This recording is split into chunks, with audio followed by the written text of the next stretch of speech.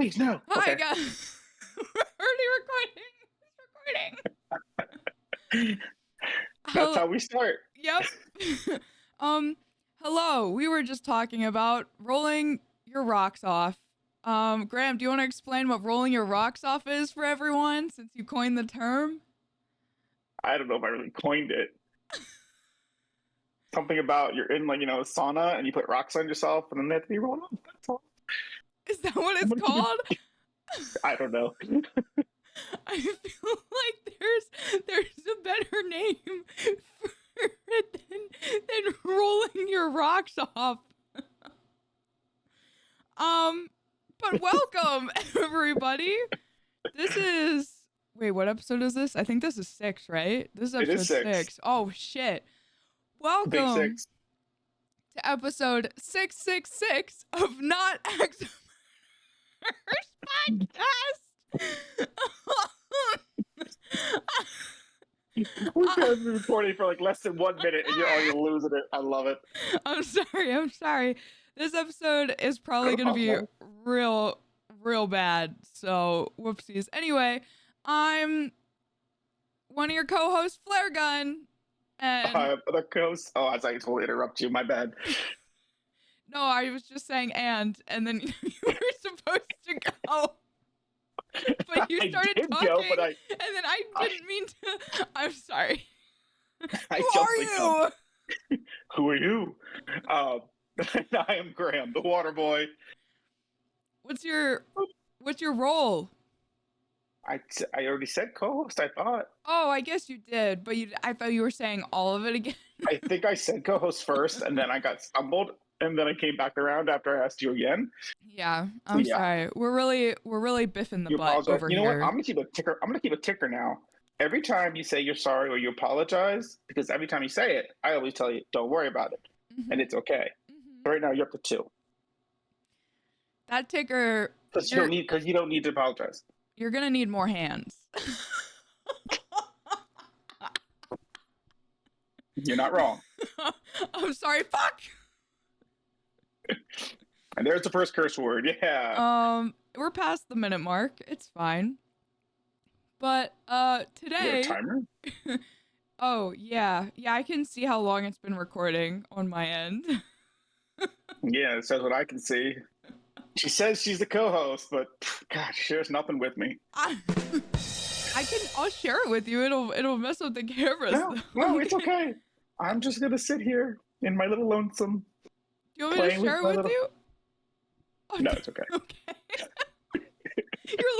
What was that? Do that again for the people at home. It's my little turntable. Sorry for anyone who can't see that. It's my little baby turntable. Yeah.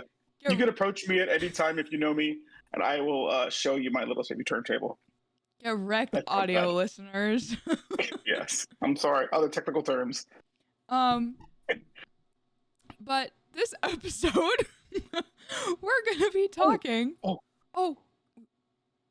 So that makes those people dills. Wait, dals. What? You called them direct audio listeners. DAL. Dal. Dal. I'm sorry. Go ahead. Oh yeah, that's kind of fun.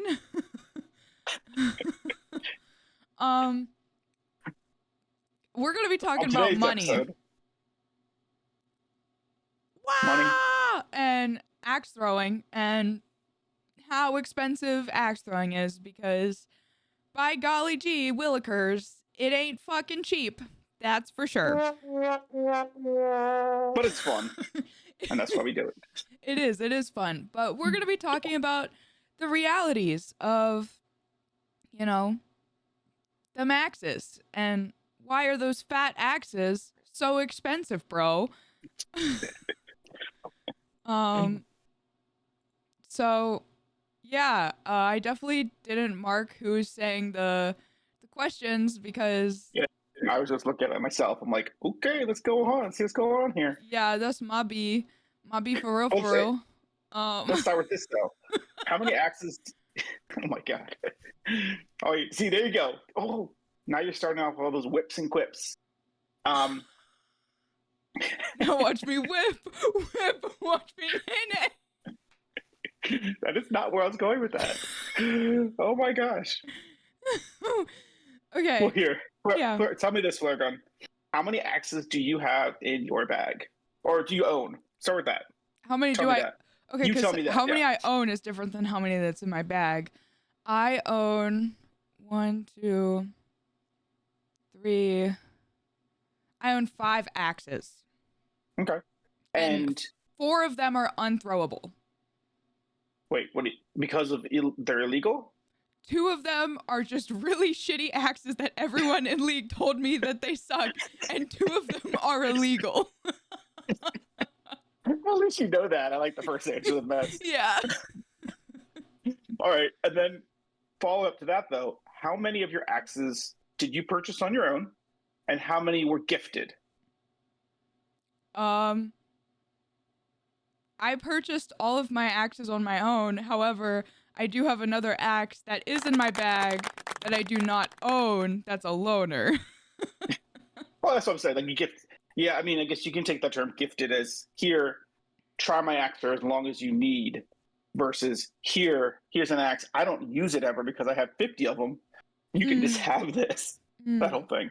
Yeah, well, that's true. Cause I think gifted is different than like on loan, right? Cause like I think absolutely. of gift as like, here, keep it, versus like use this for, a while, but like I want it back. Yeah.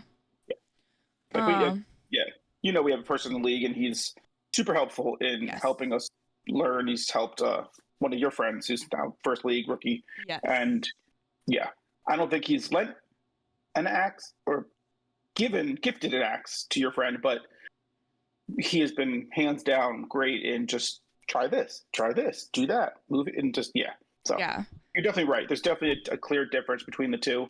But I think that's also great that we all have that in our world, that in our axe community, that most of us will be like, no, just go try it. I don't care. Like that's like a couple hundred. That's a couple $100 axe. You want me to throw it? I might drop it. That's how I felt. Yeah, go ahead. It's okay. Oh my God. I'm going to be honest. The first time, I mean, look, I know this person is going to listen to the podcast so that we're talking about right now. The first time, I don't think you'll mind if you use his name. No, he loves our podcast. That's true. I don't think it's Speed. It's Speed. We all love Speed. We know it's Speed. Yeah. We love Speed. Well, so he let me, like, throw one of his axes when I was really learning for a while, and I may or may not have been munching on some metal with some screws. And oh my gosh, I love that term. Sorry, I love that. Munching on some metal. Because we all hate his screws. Yeah, well, I love that. I think Speed was actually, he coined it because he saw, it was really recently, I think, or he at least introduced me to it, because I showed him my axe, and he called me a metal muncher, because it was so bad. It was really bad. But anyway, the first time, it had some chips in it, and I knew how expensive this axe was, and like I was terrified. Like I thought this wonderful person that did me this huge favor by letting me use this axe was gonna like hate me forever because there were chips in it, because I didn't know anything about axes or tools in general, so I didn't know you could just sharpen them out like a sane person. So I was like, it was fine, and he was like, oh yeah, I'll just give it a little sharpen, but I was like shitting myself. I was like dying on the inside. I was like, oh my God, I can't. But anyway, how many axes do you own, Graham? Yeah, we're gonna skip that one. No, how many? Okay, let's start. You're right. I don't remember what we were talking about earlier, but I don't have enough hands to count how many axes I have. I might need to use my toes. I think you'll need more than just your toes. Yeah. So I'm under the Is it more than 50? No, luckily not more than 50. Okay. That would be, I feel like, borderline. Definitely need help. I mean, I need help, but not to that degree yet. This is recording. All right, so in my bag, we'll go with that first. There's definitely two. I have two big axes I always carry with me. my primary and a backup. As for hatchets, there is probably about. There's the new one. We'll go with 5 hatchets in my bag right now. To be fair, 2 of them are for Waddle. The other ones I use primarily for IOTF. So that's, but then again, that doesn't mean I don't have too many axes. And then at home, I have another 3 big axes, one that is a double bit big axe, which we can get into that later. And then probably another 4 hatchets, maybe. Yeah. We'll just say 20. We'll go with 20. I think that's a good number. It doesn't feel bad. It doesn't feel good. Yeah, I think that's a good number. Honestly, 20 is a lot less than what I thought it was going to be. I thought you were going to spit out some absurd number like 65. Oh, wait, but that doesn't count that I also have. So the double bit, which I feel like is its own separate category. I have a shovel, because we all love throwing shovels. I've dabbled Shoveling these nuts. I'm so sorry. Oh my gosh. I did not think I was going to hear that out of your mouth. Okay, moving on. That also doesn't. That doesn't. Yeah. Train of thought gone. Hear that going back in my head. I'm so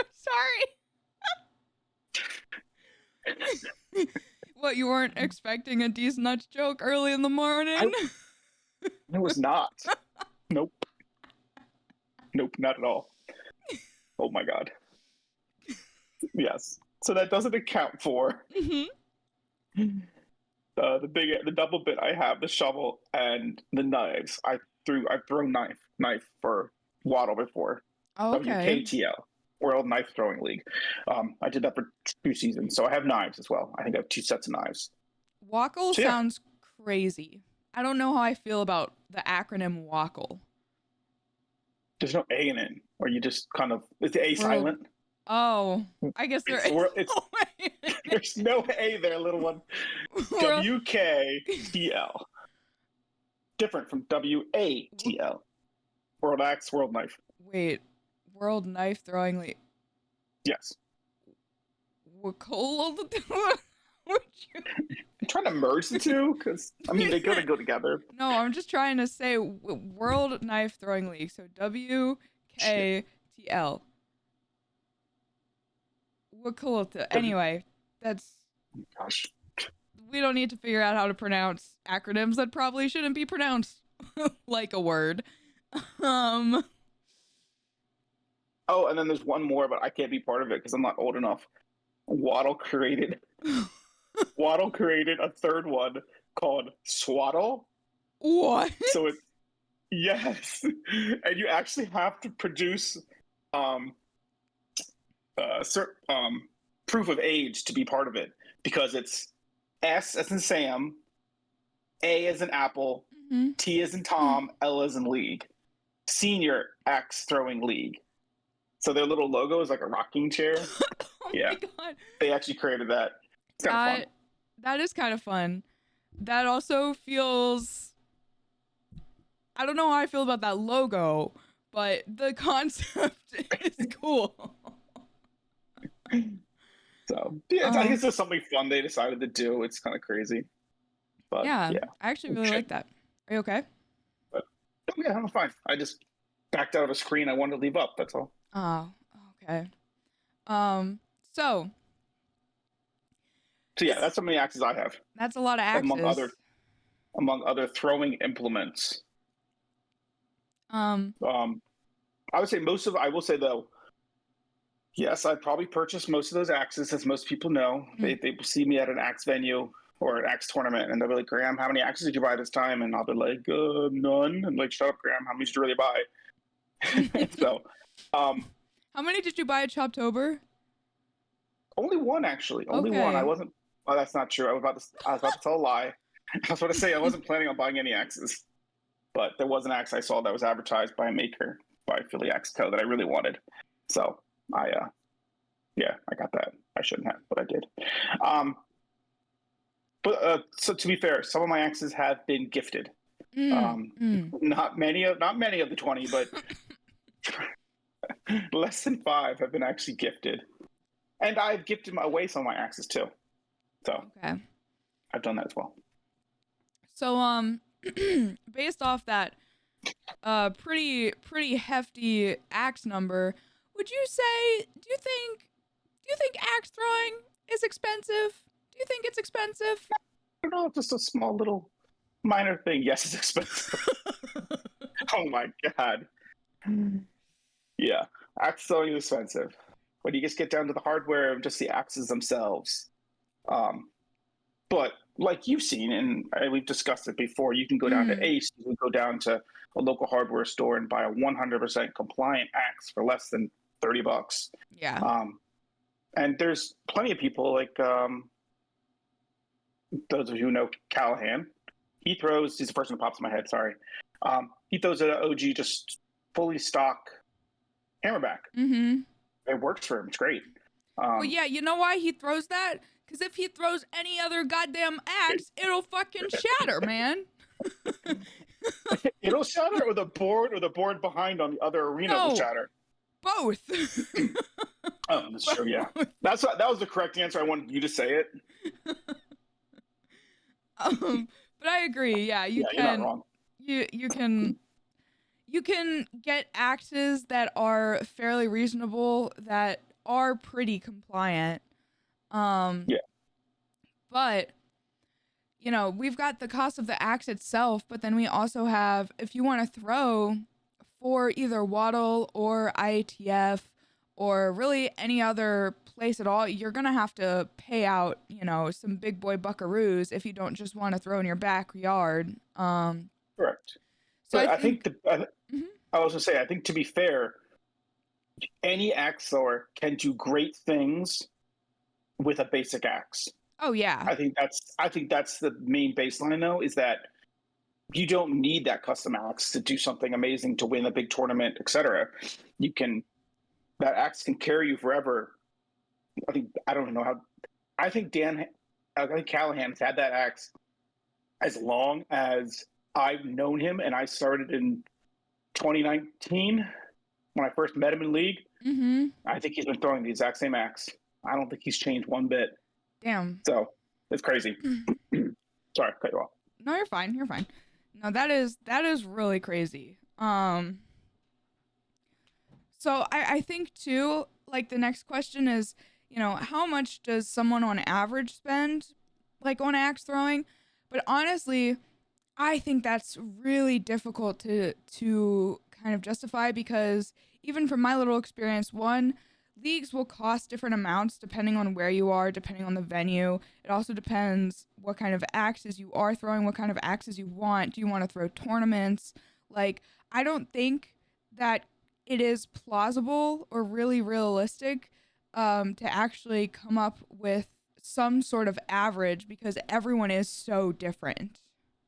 I don't know. Correct. What do you think? You could obviously totally come up with an average. I think on average you could spend, if you wanted a custom axe, you wanted something a little fancy, you could spend obviously upwards, like say 200. Mm-hmm. But you're right. There's probably no real way to there's no way to really get that variable, because that base axe you get, that hammerback, is so cheap, and everything else is just so expensive. Yeah. I mean, even you can also get a cold steel or an axe gang for, I mean, not that much. Granted, it'll depend, but like, you can wait till they're on sale. Because I got my cold steel for, I think it was like $25, because I snagged it while it was on sale. Granted, it was during IATC time, and it took it like 2 months because they kept selling out, because everyone was buying cold steels for IATC, but that's fine. That's a different rant. Yeah, you were obviously not top priority on that one. Yeah, I don't think so. So, yeah, I think there's a huge difference. But do you think, I mean, I think I already know your answer. So do you think, like, obviously there is a difference, I think, between someone who throws casually, versus spending from someone who throws competitively. So do you think there is like how big do you think that difference is realistically? Like do you think it's a lot or do you think it's not that much? Between what again? I'm sorry. Someone who throws like casually just for fun, like we're talking maybe like one night a league, maybe once or two practices a week, and then someone who throws competitively or they're trying to throw Oh, competitively. gotcha. Yes. Mm-hmm. Um, yeah, I think it's a weird variable because it's yeah, the person who just comes in and throws casually. Mm-hmm. Um, if you want, I'll take your friend. You got our rookie this season. Yeah. He probably has no goal. I don't want to speak for him, but I'm just gonna speak out. You're fine. I'll tell you if you're wrong or not. So Here you go. Yeah, I feel like he probably has no thought about like, oh, I should go out and buy. I could see him coming back and doing it again. I think he mm-hmm. probably wants to. Mm-hmm. Obviously, the money is always the issue, Mm-hmm. and that's what we're discussing. But the axe side of it, I feel like he's totally fine with using whatever axe, whether it's Speeds or someone else's, a loaner axe, and he's fine with that. He doesn't feel like he has that worry of like, oh, I should go out and buy. I'm going to make my game 10 times better by going out and buying this axe over here. I think he's can figure it out with a speed axe or any other generic axe. To be fair, he's theoretically kind of using a custom axe. As I'm losing my voice right now and getting all clogged up. Weird. And yet I have a drink right here. I've been drinking it, and it's not really helping. It's okay. I'm literally feeling the same way. I don't know. Like I'm like. Ugh. It's never been like this. But to be fair, though, he's theoretically using a custom axe. Mm-hmm. He's using a custom axe that Speed has. Speed has some custom stuff. So he's like kind of using that couple $100 axe without paying the money. But yeah, I don't know if you agree or not with that, because you know him better than I do. Yeah. I mean, I think, like, I know he enjoyed it. I know he's definitely thinking about coming back again. But I think that it's definitely not so much like the actual axe, right? Like, he doesn't have that desire to go out and get those fancy axes or maybe travel to tournaments or like do all these kinds of other things that people who are like really wanting to be like the best in the biz are kind of trying to do, or they're really involved in the axe scene. Because, like, I mean, honestly, I learned on that same axe that he was using. You did? Yeah, that's the axe that I learned on. I didn't know that. Yeah. Ironically. So, it is a difference, but, like, literally switching from that, I switched from that axe, Speed's axe, to my cold steel that I have now, like, the weekend of the Urban Open, and then I threw the Urban Open with like my fully basically stock cold steel at the time, other than it had been profiled. But yeah, so I don't know, I think there is a very big difference in like the actual amount, like the physical amount of money, and I think that does create a barrier to entry, but I don't think it like, I don't know, I think it's much easier to just go and throw in a league and have fun and have people be there for you versus like getting into the. I completely lost my train of thought. I'm so sorry. You don't know what happened? That's 3 sorries. You don't have to apologize. Yes. To be fair, though, I said one earlier, so I have one on. I have one. Okay. No, you're right. I think from my own perspective, though, I felt like I think everyone, for the most part, will start with a stock something. Yeah. And that's what happened to me. I would start with a stock, whatever it was. But then you see someone else and they have that axe. You're like, oh, that's really pretty. There's a guy who throws in the Premier League. Mm-hmm. I don't know if it was my first custom axe. I don't know. Anyway, in the Premier League, he was throwing this beautiful Flying Fox. Beautiful in the sense that it's just simple. It was a simple custom axe. And I had my stock Flying Fox at the time. And it's kind of like you get accustomed to this axe is what I'm comfortable with throwing. And I'm like, well, if I'm going to make this my own axe, or the axe I'm always going to be accustomed to throwing, how about I just make it my own? And you just see some other people with what they've done or what they've gotten done. And I feel like when you are that so invested already, like maybe I just dabble a little bit and where'd you get yours done? And you get more information. And then I did the same thing. I got almost a mirror image of his. So yeah, I think that's also part of it is you start with that simple and then it kind of grows. You kind of get that investment, and that's where the people who are more invested in it and keep coming back to leagues, etc. Yeah. Yeah. I don't know.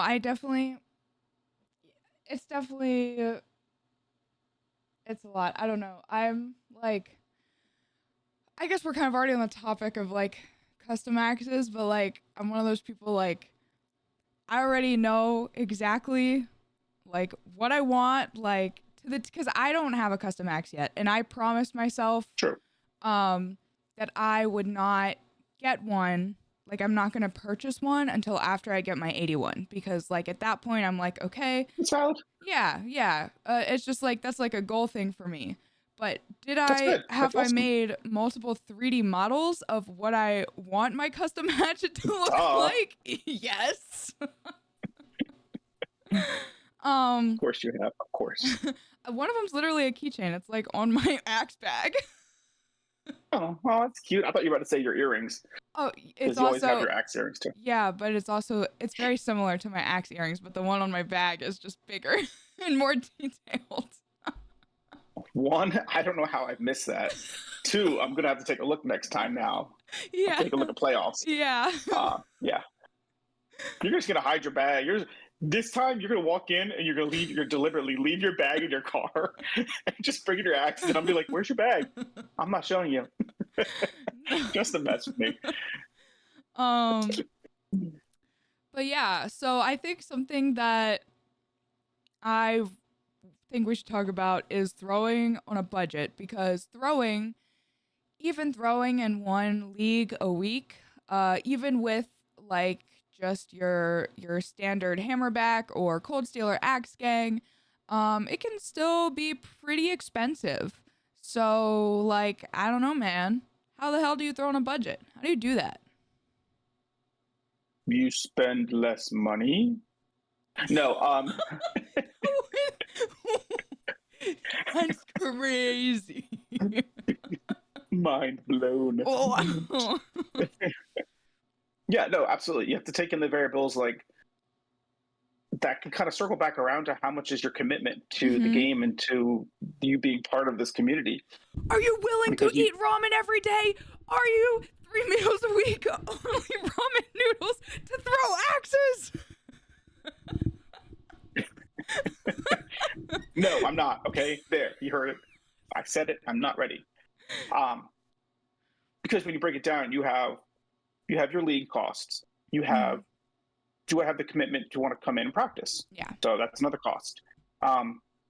You buy, say, a basic axe. We'll just say that. That's a one-time fee. So if you take those three basic things, because you don't really need a sheath, to be fair. Most axes come with a little rubber sheath. Okay, or a no, cloth thing. the axe condoms do not last long, as if you are... I never said they did. Yeah, I don't know. I personally think, look, I know we're talking about a budget. You can get a sheath on Amazon for like $8, and after stabbing myself so many times through the axe condom, please... That sounds like user error. No, I'm just kidding. I would please get like a very reasonable sheath, or some people I've seen even use beer koozies. Just find something that works, that will not stab you. Those axe condoms are horrible.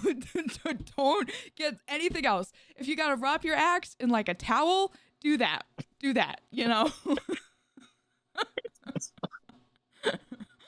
Fuck your axe condom. I have plenty of OG original axe condoms. If you want one, you can have them, and they've not broken. So how do you not break them? I feel like they always break. You got to be gentle with it. You got to be gentle when you apply it.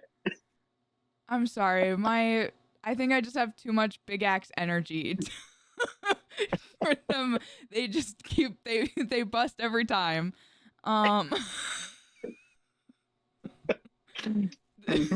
This was too unhinged. Anyway. It's an age, must be an age thing, all that excitement.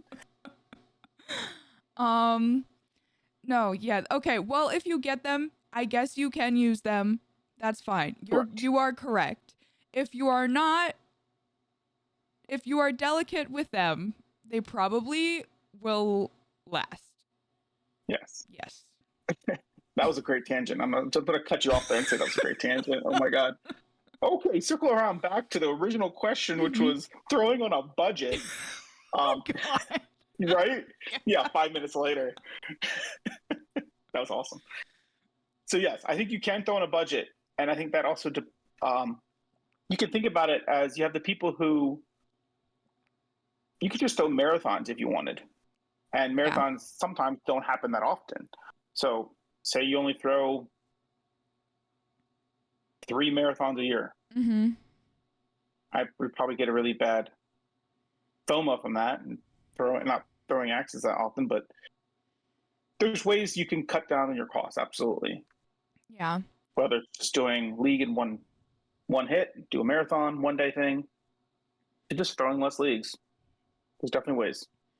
Yeah, I agree. Like most of us don't do that, but yeah. Yeah. Even if you throw, like, you could do something where you throw like every other league as well, versus like every league, but also it depends on where you are located, because some venues, like, they might not even be able to run that many leagues either because of, like thrower limitations, all that kind of stuff. Absolutely. So I think it's really just trying to be mindful and determine how bad you want this and determine what your goals are and what you are specifically trying to achieve, because that will probably help you create a better budget for yourself. Like, if your goal is say your goal is just to get a standard 81, right? Like, my personal recommendation would probably be budget it out so that you can throw as many standard marathons as possible versus like standard leagues, like just regular leagues, because in my opinion, I think it's a little bit easier to get that 81 at a marathon versus like a regular league night, because you're throwing all those matches in a row versus just the 4. But like, so determine what you want and go based off that, like, you might not be able to throw all the time, and that's okay. Also, there are, other ways to throw. It might not be officially or like at league, but some people are fortunate enough that they can have that target at home, and that's definitely an option if you're someone who can have that to look into. Or even, ask a friend if you can use their target, if someone has one. Or find a little spot in the woods that no one's gonna see you in. No one's gonna call the police on you and throw some axes at a good old tree. You're not wrong. That's not a bad idea. But just be safe when you do that. And we are not liable at all for anything that happens if you decide to engage. So there's options. I know this is also kind of cringe, but I think sometimes too, if you can't throw all the time, and if you are someone who's trying to learn and get better, like watching videos, like tournament videos, and taking notes is also a good alternative, because not everyone learns that way, but it's just a different option if you can't get in there and throw, because sometimes you just can't, whether you're busy or, practice costs money, all that kind of thing. Or Absolutely. like, yeah, we all have our own learning styles. Exactly. Yeah. So say too, if like, maybe you really love throwing IATF, but there is or Waddle or whatever, but there's an unaffiliated venue that's closer to you. Maybe talk to them, like, see what you can work out there. So it really depends. It's just kind of like, where do you want to draw the line at, like, your effort level and all that flim flam.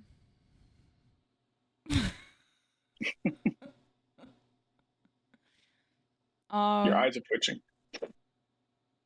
Oh, it's the... I'm not going to make that joke. Anyway. That'll be for another time. You want to So ask yeah, the next? I think we all I think we both can agree that you can Yes. definitely throw in a budget. Yes. It's finding what works for you. Yes. It's knowing what that budget is and making it work. Yeah. Mm-hmm. So, and again, the community can help with that. It's very good with helping with whatever your goals want to be for axe throwing, and if it's part of it is unfortunately not being able to afford everything in all the leagues, people can help with that. Mm-hmm. So, but then that also leads into, are leagues worth their price as well, especially if you're on a budget? Do you think they are? This might be a hot take. This might be the hot take of the century, okay? Look, I haven't been throwing that long. I haven't worked at an axe venue. I don't know the ins and outs of making money, all right? But this is what I got, all right? I honestly think, obviously I've seen leagues vary in price, but at where I throw out of, generally, if you include all of the fees and all of the taxes, all that, it's usually just under like $150 for the 7 weeks plus playoffs. Oh my God, this is such a hot take. Okay, I think that regular leagues have a more justifiable price than marathon leagues. I think that regular leagues are more worth the price at their current price point than a marathon. Specifically, this is specifically for urban. This is specifically for urban. Other places I feel differently about it. But I feel this way because at urban, you're paying for the practice hour beforehand and you're playing for the matches. But you're getting that practice hour every week versus a marathon that's priced very similarly. Like it might be like maybe like 15 to 20 bucks less, but usually a lot of the time, even at that lower price point, you're getting less matches. You're usually generally, this is a generalization, but you're generally getting 5 weeks worth of matches and you're only getting one practice hour. It's true. Yeah.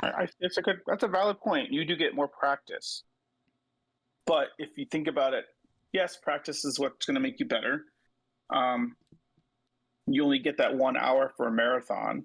Which isn't really even an hour because you're kind of switching in and out with people. It's true. I think part of it though goes back to what your goals are. Mm-hmm. If you've been throwing long enough, say I take you for example. If you've been throwing long enough and your goal is to get that 81. Some people, like you said, and like I would say myself, trying to get a Premier 81, I feel like I can obtain that on a marathon level more than I can on a league level. Mm-hmm. That just feels it just feels like where my game is right now. Yeah. I feel like I need that repetitiveness to do it. Yes, you're right. That extra hour added on for 7 weeks is awesome. It's great to have that extra practice. But if I hit a standard 81 in my regular league on practice, it doesn't count for anything. It's just practice. It doesn't mean anything. I was talking to someone else about this. It doesn't mean any. Practice is only. I think it was speed actually. Practice is only practice. Yes, it makes you better. Yes, you figure things out. But being in the moment of throwing in a league against a competitor, a friend, or whatever, it's not the same. There's different pressures, there's different feelings, there's different goals. You're just throwing in your lane for different reasons. So that felt like a really bad not bad tangent, just a tangent. No, you're right, because I do agree with you. I'm just talking about, and I think it depends on your goals, because I do generally, I also tend to prefer marathons when I'm trying to achieve something specific as well. Yeah.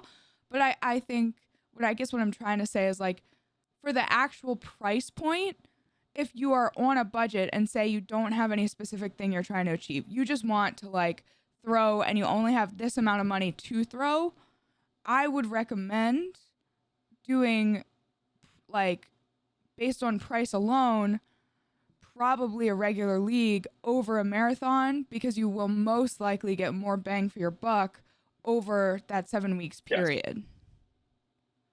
Yes, I can agree with you that. Okay. Absolutely. I can see that. For that if you look at that angle, yes, I can definitely see that. Yeah, I guess, sorry, that's what I was trying to say, like the Oh, no, you're fine. actual, It's but totally okay. if you're trying to achieve, like if you have goals you want to set, all that kind of stuff, even if I think sometimes marathons are a little expensive, I would recommend them more. But again, it also depends.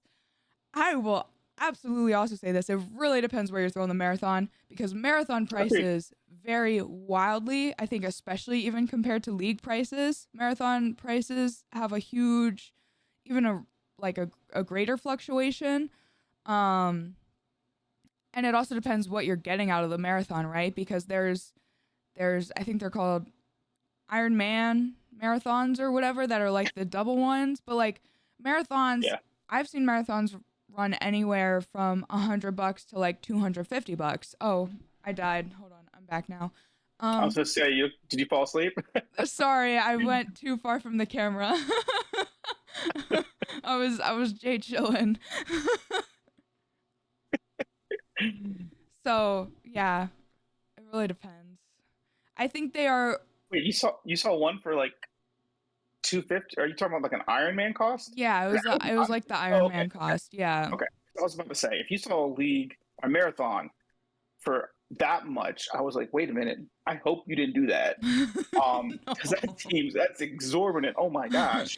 But no, you meant a double. Yes. Oh I yeah. get that. If there was a regular marathon that price, you guys would be hearing about it on the podcast first. There would be a huge hot take about that.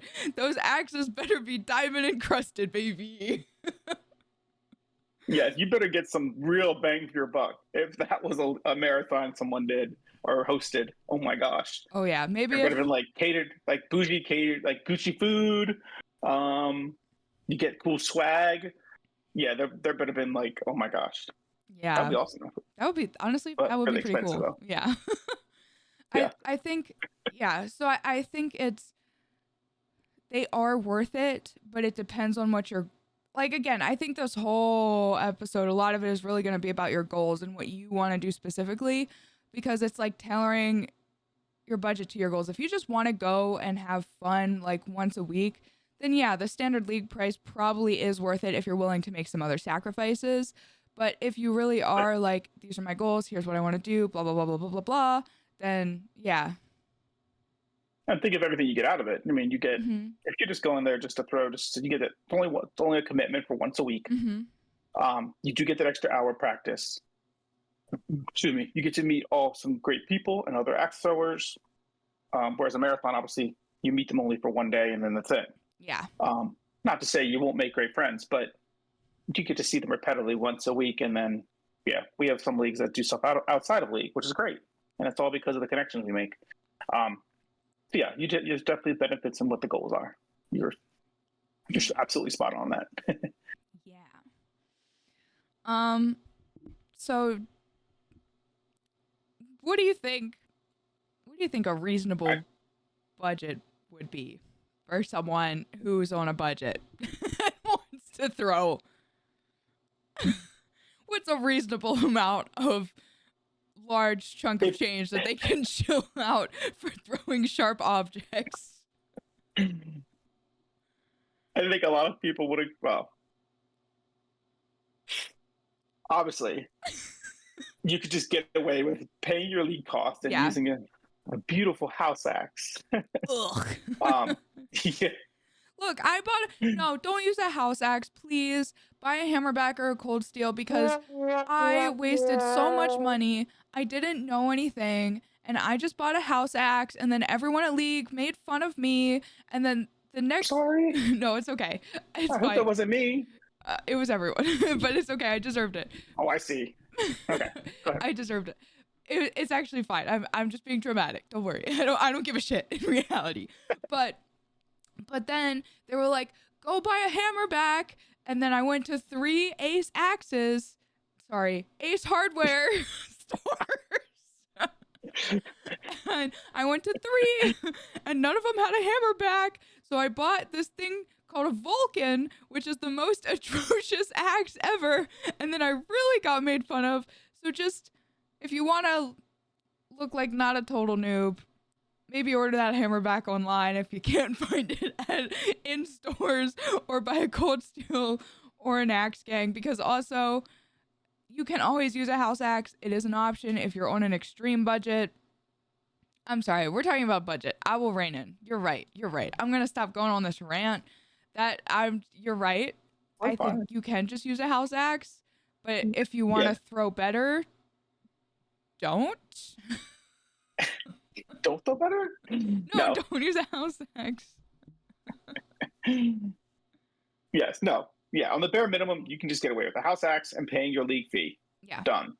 I would say the next step up from that is then you do what you say. You go out there and you just get a generic just hammerback. Mm-hmm. Whether it's from your store, Ace Axe, or my store, Ace Hardware. You could do that again, or order online, or just even, I believe Urban is now starting to sell, they sell something else now. I can't remember what it is now. But yeah, you can go out and buy a $20, $30 axe. It'll be fine. And then you have that and your league fee. No problem. That's probably the nice bare minimum, and it'll get you through whatever you need. And then as you start to grow and get better, you'll learn more about sharpening, things like that, because I feel like most of the axes out of the box, they need a little extra help with the sharpening and the profiling. Yeah. And of course, the people at League will help you with that. If they're nice. If they're not nice, they're nice. I shouldn't say that. Anyway. They're all nice. They are all nice. Always, yeah. Well, that's also, that's from our experience, right? There are people who are, you know, they might not be as lucky as us, who they might get stuck in a shitty league. But I think that's also a conversation we can have on another episode. That's a separate. Yeah. Yes. All venues are different. All leagues are different. And the people about them are different. So we hope you all are part of a league that like we are part of. So I'll put it that way. Yes. We have a very nice family. Yes, you can throw in a budget. That would be probably the most bare minimum that we would recommend. Or at least I would recommend. I think you would probably agree with that, flare gun. Mm-hmm. And then, and then you're right. You can get into beats if you wanted to, but there's all that too. So I feel like I just we're talking. You're okay. What are we talking about? I don't know, man. Well, I think something I would like to talk about is, I know we do have a lot of listeners that do throw in urban, not just our urban, but in urban in general. Any of the urban, like an urban atmosphere. No, any of the urban axes, not just the B-more one. Yeah. So this schedule for next year. What do you think about this axe strike schedule for next year? First off, shout out to all of our peeps at other urban locations who are listening or review this. Yeah, that's shout out Durham. Yeah. Shout out Boston. We love you guys. There's another one. Austin. You're forgetting Austin. I don't know if anyone from Austin listens, but maybe. There's Urban Austin. Can't forget. You're correct. That's why you're here. Is it? I feel like that's not the reason. I love messing with you. Yeah, so the new schedule for next year, Urban has gone to a full 6 leagues in one calendar year, which is basically looking like back-to-back leagues.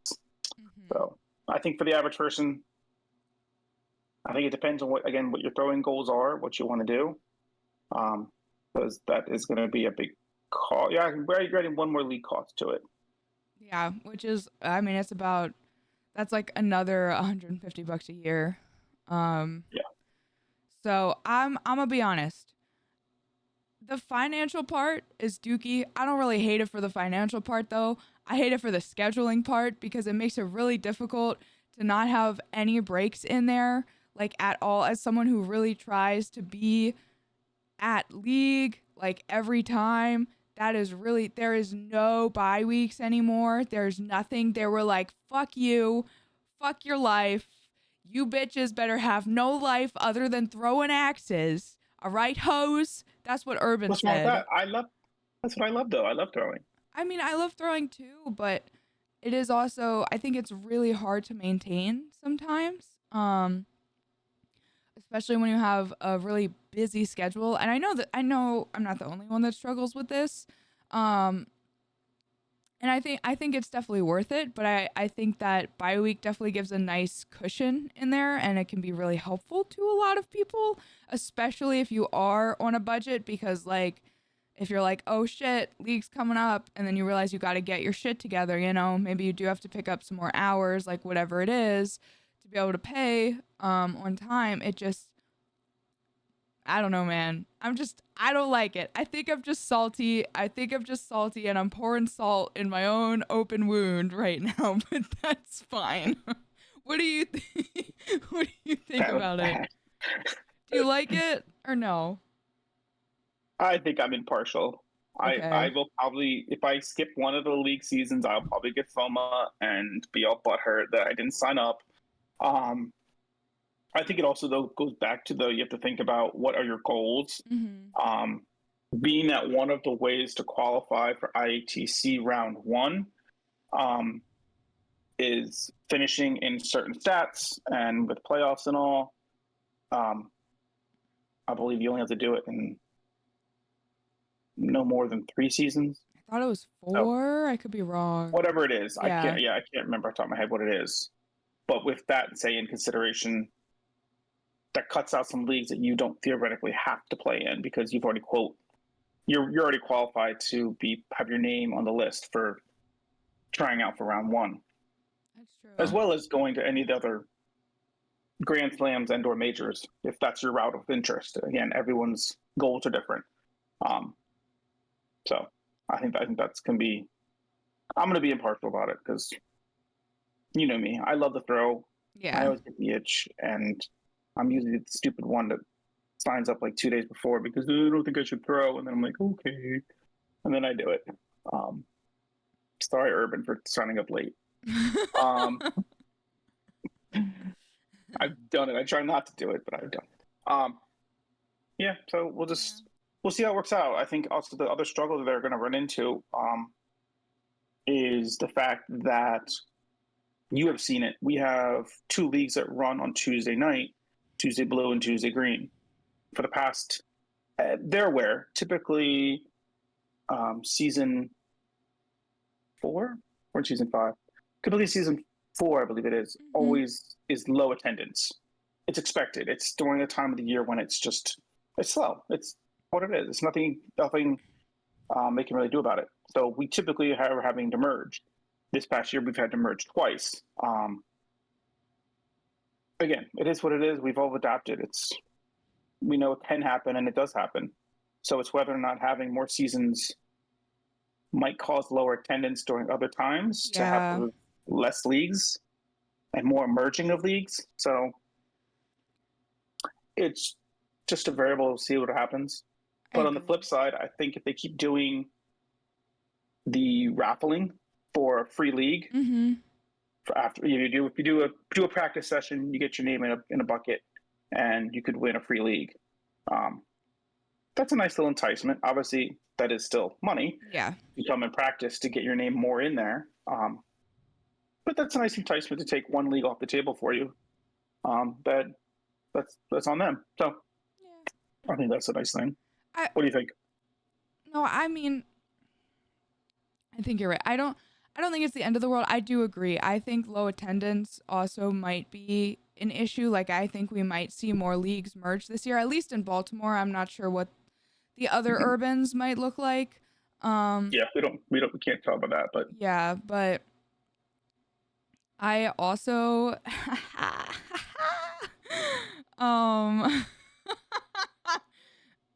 Are we going into like a confession episode? I feel like it's kind of what it is.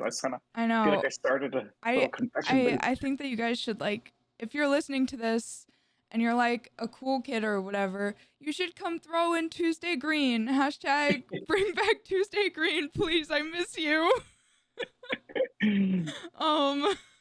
Yeah. For Anyway, anyone listening, for anyone who doesn't throw out of urban Baltimore, Tuesday Green has been a great league for anyone. Every league is great. Put it that way. We'll start with that. Tuesday. But Yeah. Tuesday Green, though, no, we enjoy it because of the challenge. Yes. At least from my point of view, and I think you would agree too. You're playing against some very good throwers. Yes. Who almost all the time would like to go 100% clutch. They want to make the best experience they can out of that league. Other leagues enjoy it for the potlucks, for the food, and that's great. Yes. I love food too. But yes, our Tuesday Green has been like that, and it's a lot of fun. So it is.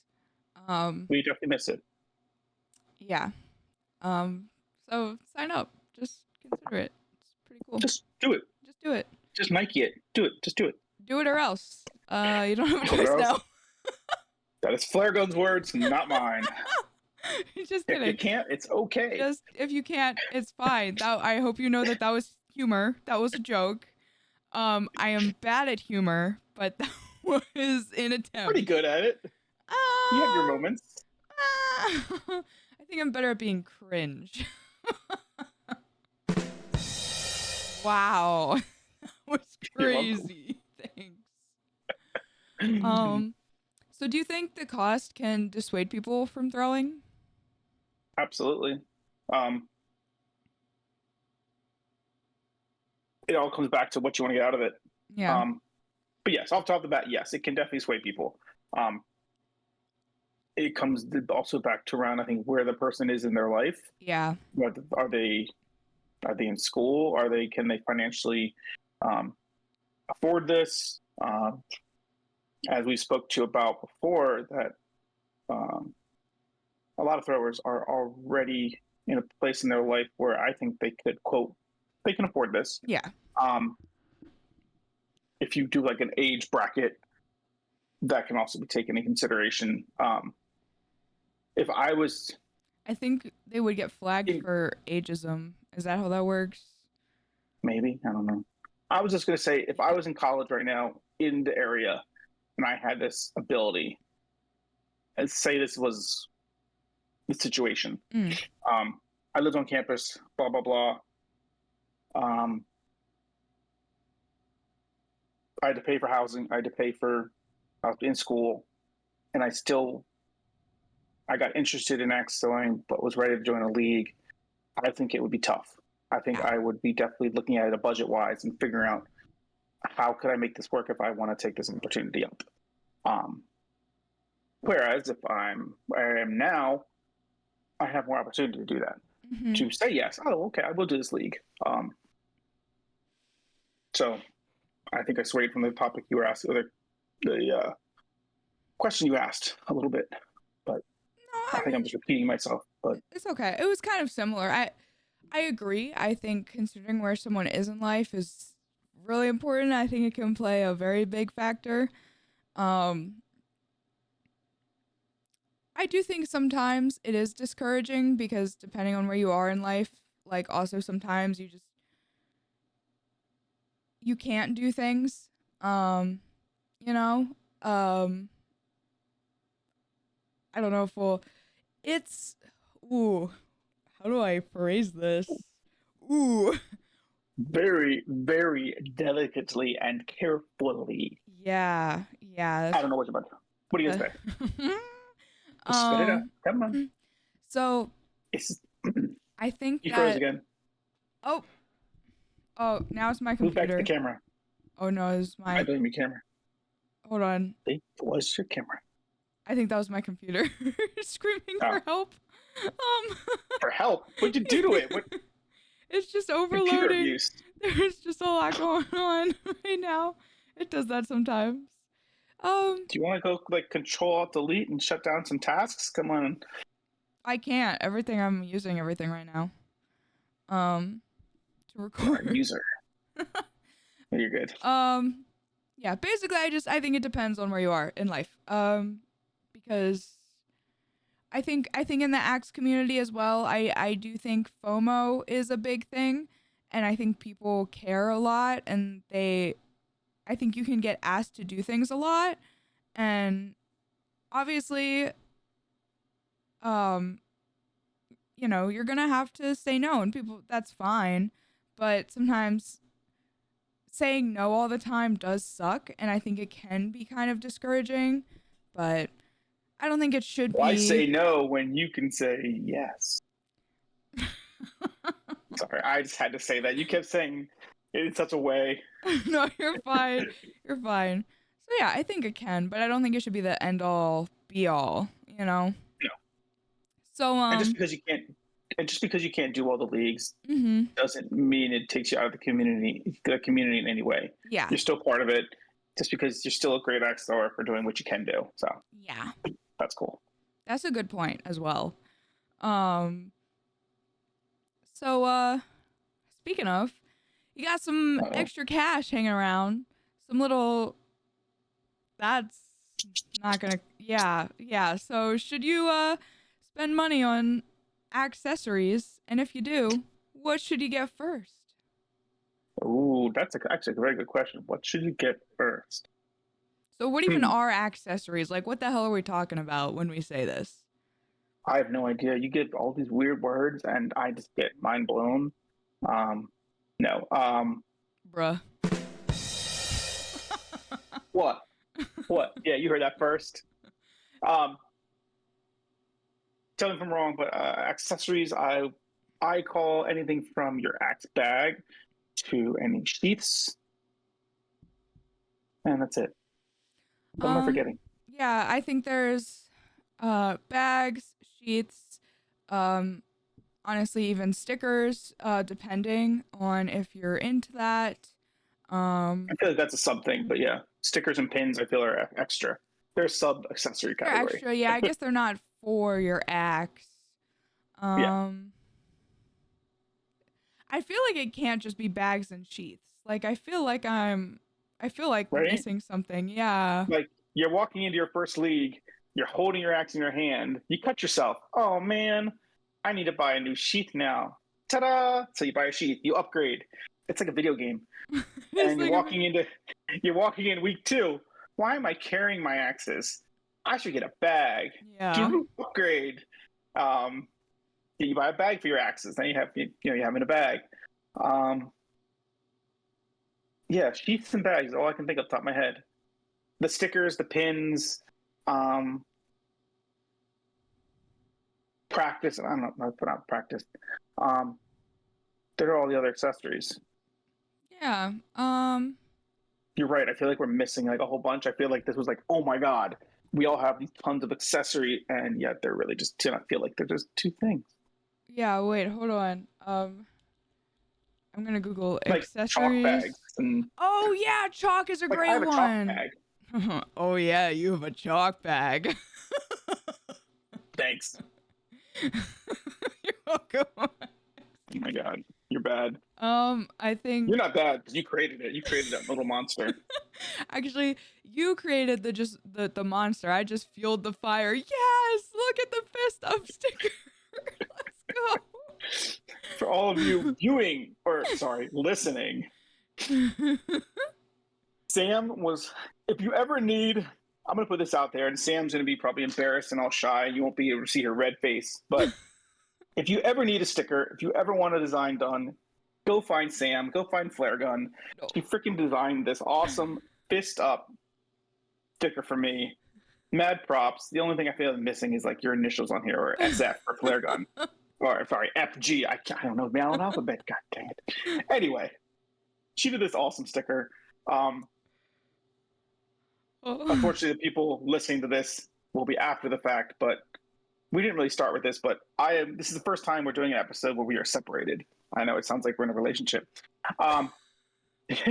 Separated? Wait, how are we? We're always separated when we record. Okay, fine. I didn't phrase that correctly. We are across state lines. Put it that way. I am in Pennsylvania visiting axe friends and family. No family. They are family. Sorry, they're family. In Pittsburgh, in the awesome Pittsburgh crew. So Pittsburgh crew will be able to see these awesome stickers live and get their own copies. If you see me, hit me up. I have plenty to hand out. But yes, Sam designed these freaking things, and yeah, they are phenomenal. Make sure you fist do I up need to your back? local unicorn. Yes, you're welcome to fist up my unicorn. Um, Oh. do we need the backstory for the fist up? Because theoretically, this actually has to do with a certain someone who is here in Pittsburgh, where I am currently. The only reason it came up. Oh yeah, well I think we gave the backstory in a previous Did we? episode. Yeah. Because Did I remember editing the video because I had to put the pictures of Monogram in into the video. Oh, that's right, Monogram. Yeah, Yes, but shout out, are you talking Monica. about the You are. dolphin? Yes, I was just going to mention that Yeah, you can mention the fist and the Queen, dolphin. Queen HBO, our lovely Adeline out of Pittsburgh. She has a chalk bag of a dolphin, and for lack of a better way to describe it, to access said chalk must be done from the rear. So mine is similar, but mine is a unicorn. So anyway, they're going to meet for the first time today. Unfortunately, again, this episode will air. Yes, I know, right? Will you take a picture for me? I want to see. Oh my God, I'll have to remember that. You're going to have to message me and remind me to do that. I will. I will do my best. Okay. But yes. Adeline's dolphin and my unicorn will meet for the first time today after this episode is aired, unfortunately. But we will post, I will make sure I get a picture and post it on our Instagram so you can see. I also believe PK has one now too, a chalk bag, which is an animal. So if that's the case, we'll get a photo op with that too. But yeah. Man, I don't know where we... Oh, we're talking about accessories and stickers. Oh, and yeah. stuff. Oh, so I did some. Great. Okay, so also if you want sharpeners or shiners, like anything like that as well. Like, that is true. Yeah. Also. Wait, shiners? Like you're gonna punch me and give me a good little shiner? No. What are you talking about? Well, I only say this because I tried to buy an axe sharpener, but I bought the wrong fucking sharpener. And Speed was like, "This is just for like polishing your axe, not actually sharpening it." So I was like, "Oh, fuck!" Now I was like wondering why it wasn't working. I was like, I feel like this doesn't help. It only leaves like the marks in my axe whenever I use it. So, yeah. There's that. I'm gonna have to see. Oh my God, that's hilarious. It literally just looks like a super thick nail file. Fascinating. Okay. Yeah, don't buy that. And also, so some people too, it's not just bags, but a lot of people will put their axes like on their belt. So if you want any kind of holding gear, that is true. Yeah. That's like not just a bag, but any like belt clips or anything like that. Also, if you want storage, so some people will get specifically like racks for their axes, or like additional storage, store them in their home or in their cars. Yeah, I don't know what an axe collar is, but Google is also saying axe collar as a performance enhancer. I think you're looking at the wrong I will send thing you the. again, I'll sister. send you the picture. Please do. Yeah. Please. Hold on, I'm screenshotting it right now. We'll post that as well, if it's appropriate for Instagram. There's nothing wrong with it. Just. Oh, I don't know if there was an image. I don't know. Here, look. I'll put it in no mic. I mean, the mysterious void. Oh, excuse me.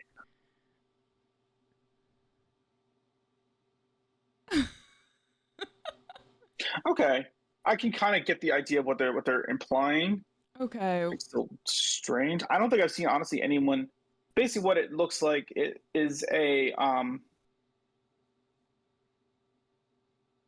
I think what I like how they call it a performance enhancer.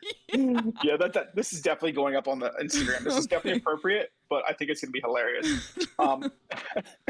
It doesn't really enhance anything. Oh my God. Yeah, it looks like a belt axe holder. You attach it to your belt. Like, for example, Spicy Ride, he has a hip axe holder for himself, and so does Callahan. Mm-hmm. So that's kind of what they have. They have performance enhancers. This just looks very rudimentary. It just looks very basic. I don't know. I see what you mean, though. Okay. Yeah. Yeah. Wow. So, and then also, here's this is the thing that this is a picture of the useless thing that I There we got. go. That's basically a big nail file that doesn't do anything. You can't see this right now, so sorry, but hopefully. It's like something you like use on a cat's tongue or something. I don't know. Oops, I just killed your camera. Hold on. No, you didn't. I'm right here. In the recording I did. Oh gosh. How dare you? Oh gosh. Apparently, my voice is more important to you than my physical features. We got it. I fixed it. I'm sorry. I was clicking too many buttons. Mm-hmm. Too many things running. Too many buttons. That's how my brain goes. But yes, no, you're spot on. I totally didn't think about that. All the other accessories, like, oh, you travel to a tournament and you need something to sharpen your axe. Yeah. You buy a stone, you buy a file, anything. There's definitely those you're gonna probably carry with you. That's actually a good episode. I should have brought it in with me. I should have my bag sitting right next to me and show you everything I have in my bag. Oh, we should totally do that. That would be so good. All right, let's. Not right now. Not right. Because I won't. Yeah. I also don't have my bag on me. It's in. But I will say, you can make an axe bag. You can. So, axe bags. Let's talk about axe bags for a second. That's oh my god. Yeah. So they're really expensive, right? Not necessarily. How much did your axe bag cost you? We're not gonna tell you how much I spent on my axe bag. We're just gonna tell the axe people world to look up gorilla bags. That's all I'm gonna say. I haven't looked that up, so I'm gonna look it up, and you guys are gonna get my live reaction. Wow. Oh, that's gorilla. And mine's single. No. I looked up gorilla back instead of bag, and I just got a bunch of gorilla butts. No. I hate it here. Oh my god, that's awesome. Okay. So when I look up gorilla bag, I see dumpster bags and I see bags with pictures of gorillas on them. I do not think this is the right thing. Watch, I told you the wrong thing. Okay, fine. Type in the words Gorilla Boy Sports. That's the company. That is a whack company name. All right. Indeed it is. Okay. All right, let's see. Sorry. That's a lot of money. I only got one color, to be fair. So that's like the cheapest you can do. The only add thing I did on there for accessories was I added all the dividers. So I have the most amount of pockets you can have on the inside for all the axes. All right. If you saw you've seen Just a Little High. Yeah. His bag is the fully loaded, basically, version. Holy fuck. So. Hey, Bruce Kirchberg. No, that's it. This is like the fifth one. So. Wow. Yeah. So these axe bags from this specific company, which I would you say this is the most popular axe bag company? If you went to a major tournament, say like if you take the Choptober that we just went to most recently, if you lined everyone's bag up, I would say the Waddle axe sewing bag and the Gorilla Boys are probably the two most popular. Yeah, you probably have three. You have people who have the Waddle bag, people who have Gorilla, and then people who have anything that they feel like makes a good axe bag. Yeah. Like you have, rifle bags, you have Pelican cases. Guitar cases. Which is awesome. Just people using unique things that don't typically people use their backpacks, etc., or a backpack. Yeah. So the Gorilla Boy. It's up there. Yeah. They run from $269.99 to $469.99. So.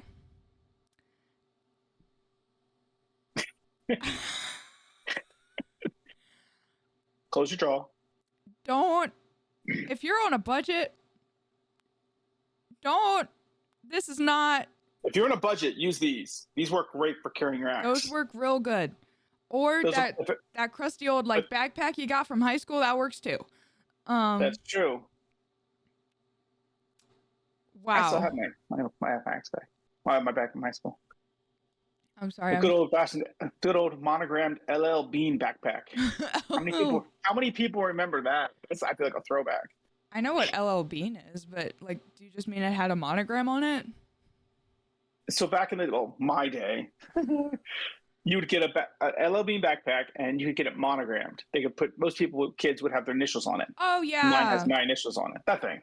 That's all it is. Okay. There's nothing special except for it has your name and they came in like 50 different colors. Yeah. Granted, it's probably only 20 colors, but yeah. I had that when I was young. Yeah, see? You could use that as an axe bag. Yeah. So I think I used something similar to that. I used something else with my first axe bag. Okay. I don't remember what it was, but it looked like a my struggle was my big axe, most of my big axes would like fling left. I would two zippers that came up the side. So I'd use those to try to help secure the big axe. But the big axe is weighted differently. So it would kind of, as I'd walk, it'd go back and forth and just open the zipper more and more. Yeah. I mean, it worked to a degree. So that's what I want to talk about. For those of you that are crafty, this is what I did, and it's been working very well. Granted, was still a little expensive. However, a lot cheaper than the bougie bitch axe bags, all right? So at this point I had like 2 big axes and I was like, I can't just keep walking in with these and going everywhere. Like it was getting to be like a lot once you have multiple big axes. Yes. So I went to an office supply store and I picked up a pretty nice backpack. And then I went to Joann's or any crafting store and I got some elastic, I got some sturdy nylon thread, I got some very thick boy noodles. They're usually used for like embroidery kind of thing. And then I also got a little bit of fabric, and then I also went on Amazon and they have bag inserts that you can get. So I basically bought 6 plates of acrylic paneling. And then I did a little crafting project and I designed the backpack so it now has 2 holes and a bunch of elastic in the main pocket so I can sort axes and they don't move around too much. And then the 2 holes, like where that one zipper pocket, the main zipper pocket is, I can stick my big axes out and they're not gonna like unzip the backpack. And I made it so that I also put cardboard inserts under it's like a very thick kind of stockier cardboard. And I sewed and glued those under those holes and then laid the fabric over top. So that way the axe is less likely to rip that fabric because the weight of it is sitting right on that backpack and it's not obviously designed for that. And then I also sewed those elastic into the back of the bag to give me more organization for the axes. And then I took those acrylic plates, and you can usually just cut them with scissors if they're thin enough, and I trimmed them all so they all fit. And I used all of them, so I have 6 acrylic plates on the bottom of that like panel of my bag, so that way the axes don't because the problem with backpacks too is a lot of time they're like saggy like when they have the axes because it's such a weird weight, especially if you don't have other things in there. So this protects the bag from doing that, and it gives you a nice like hard surface for the axes to rest on as well. So even if they don't have a sheath, they're not just gonna like tear through everything. So that's what I did. All in all, and I got a brand new backpack. All in all, so to do all of that, if you're crafty and you want to take the time, it cost me about like $100, and that's with a brand new backpack. So that's a big recommendation I would have as well. If you want a nice axe bag, if you want to feel cool, but you can't afford to be fully cool, make your own. That's cool. Yeah. No, that's really cool. That's awesome. I knew you were crafty and artsy and all that stuff, but dang, I didn't know you did that. That's Yeah. not the bag you have now, though, right? No, that's the bag I have now. It's that purple one, Hmm. that light purple one. Yeah. Oh, I did not realize you did that to that bag. I thought it was just a. This is your on your second bag, and that was your first gen. Oh, okay, very cool. Hmm. I didn't know that. Yeah, I can show you next time because it's like it's all in there. It's a pain in the butt. I will say sewing that elastic in a bag that's not designed to have that elastic in it, unless you're an experienced sewer and have like a lot of calluses on your thumbs, I would probably recommend a thimble. Unless you're just cool with blood, but that's anyway. Oh, you're an axe thrower and a seamstress. Is that what you're saying? Yeah. Okay, Yeah. very cool. I used to be I think. I'm a fashion design dropout, as I like to say. Oh, don't say that. Um, No, that's super. That's super cool. yeah, but I did not. Yeah, again, I'm mind blown. I did not know that you made it. Again, I Mhm. thought that was something you did first round, and then the purple bag was your second solution. I didn't realize that was the same thing. That's really cool. Yeah, no, that's what I did to the purple bag because, well, I just too. I was like, I saw because I looked at axe bags for a while, and I saw these people, with like the cool axe bags. I was like, I don't know. I feel like I can probably like it might not be that high quality, but I feel like I can do something that's similar enough that will have like an effect that's good enough for what I need it to do, Because like Yeah, too, it's you definitely don't need. yeah, like it's also you're not going to be using it. Like you're going to be using it a lot, but it's not the same as like a school backpack or something else where you're like carrying it every day, like all the time, like you're using it Yes. to, yeah. So I would recommend looking into making stuff or just get creative with a bag as well. Because there's lots of creative ones out there that are like crazy. What's the weirdest axe bag you've ever seen? The weirdest? Yeah. I feel like I put the word weird in the same category as kind of like cool, strange, and awesome. Yeah, that's what I mean. Not like, Okay. yeah. Yeah, I think for me, just using like a Pelican box. So those are like the waterproof hard plastic, which you Mm. can then carve the foam out if you want to, and then you can sit your axes inside those, and then obviously guitar cases. I think is really cool because you walk in, you're like, why do I have a guitar case? And then you open it up, and there's like axes inside, and they're all laid out nicely, or people have straps built into them so they can hold them and secure them. I'm like, that's really cool. So Yeah. those are probably my favorite. Probably my favorite that I've seen. Everything else is just backpacks. Really, Yeah. there's no real difference in rifle bags. They're kind of like, I guess you can consider them like the generic kind of ways to be a solution for carrying your axes around. Oh, yeah. That's I would all say it is. also, even if you're not crafty and you just have a regular backpack, I would really recommend if you don't have it in your backpack just to get that paneling put in because it makes it easier just to carry your axes as well on your rear so they're not like, Yeah. yeah. Because it's super easy to just get that and trim it and it helps make it secure. But yeah, I don't know. I don't think I've seen anything like too crazy yet. So we'll Yet. see. Yet. But yeah, so anyone have any questions, look up Flare Gun. She'll be happy to help you with any and all your axe bag creating.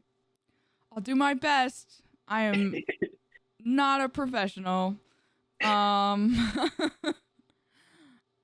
so what about sheaths? What about sheaths? Some people have real fancy sheaths. What about her? No, What do you think? Do you think people need them?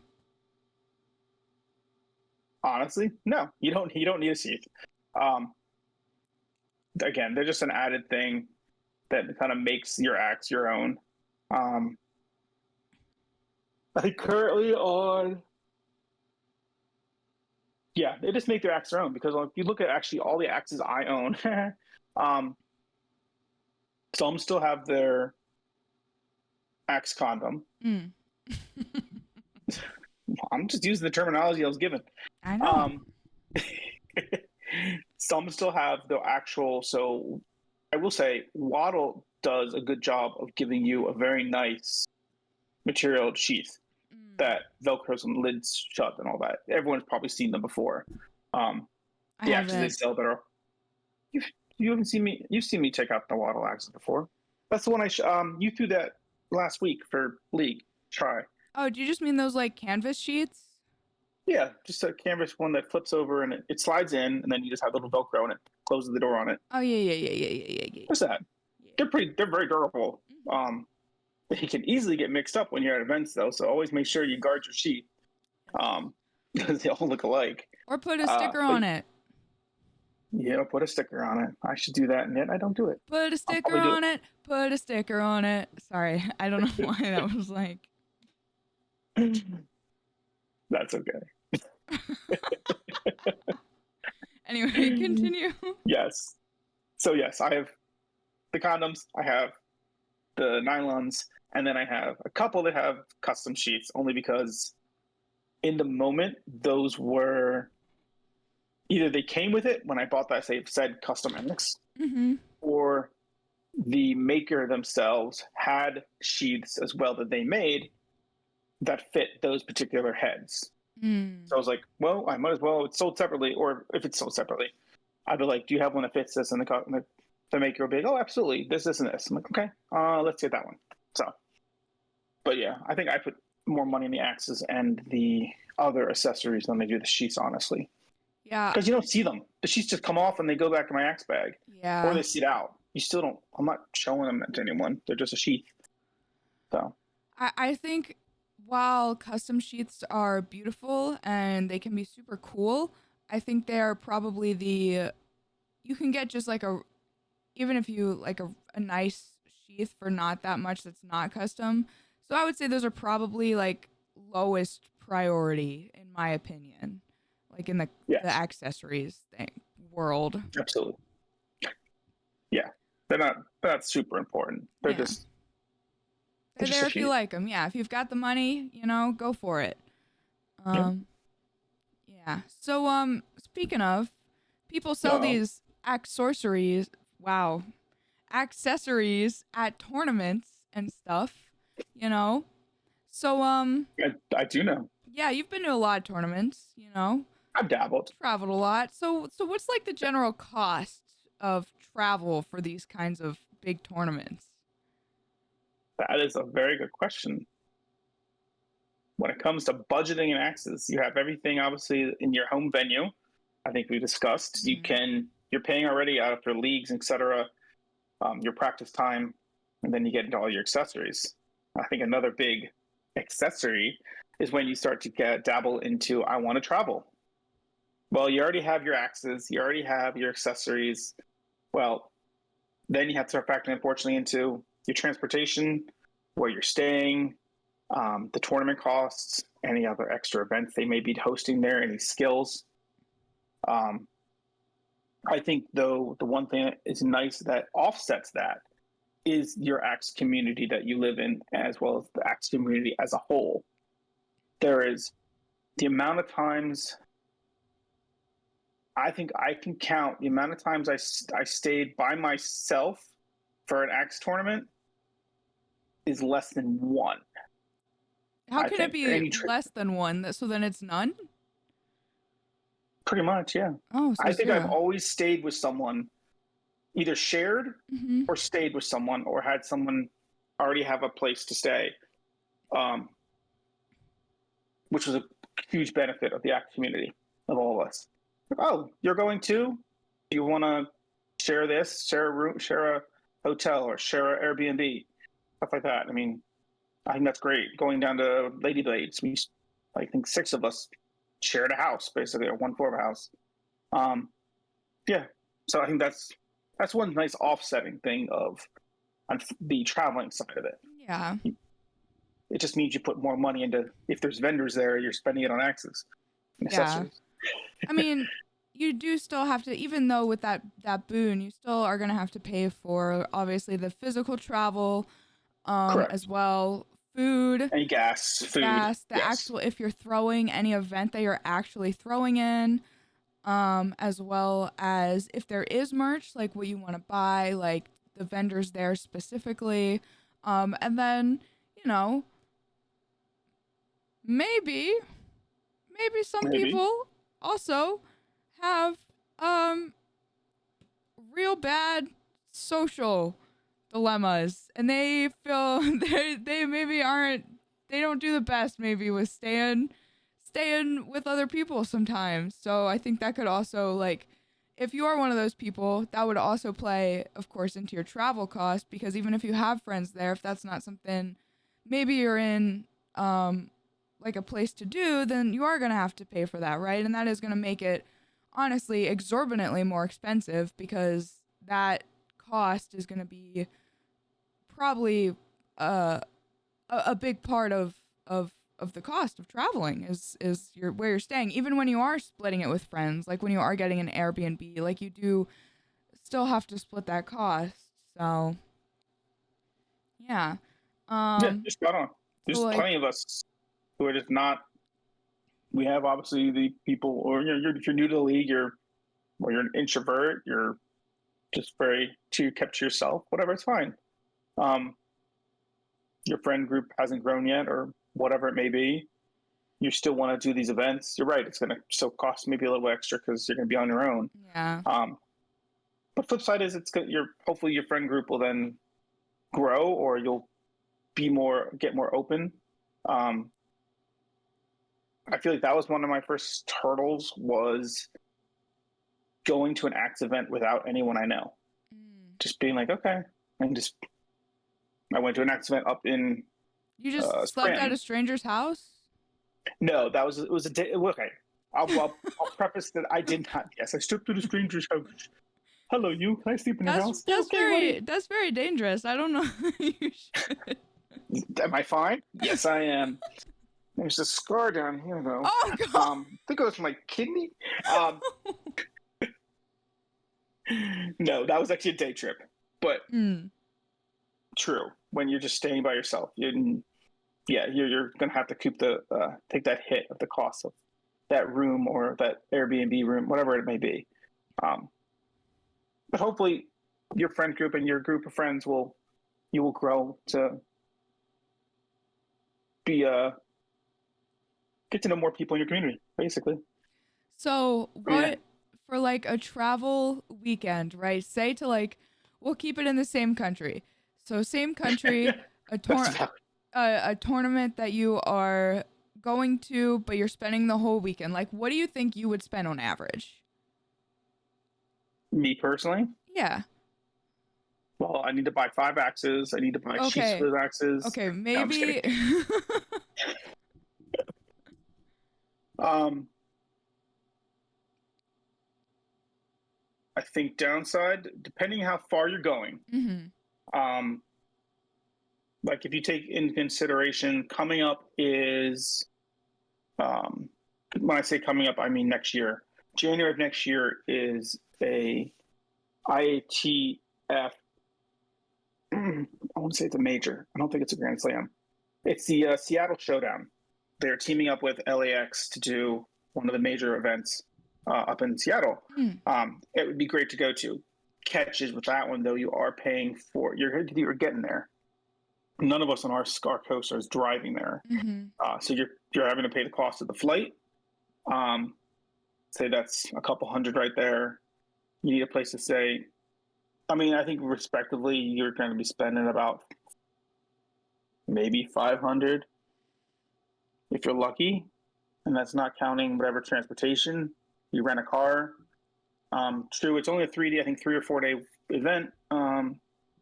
It's not a double day thing. But yeah, respectively, when you do traveling like that, I think you're looking at about roughly, if you're safe, about $500, if not more. Yeah, I would say Carried. honestly, I would say that's like a minimum, to be Yeah. honest.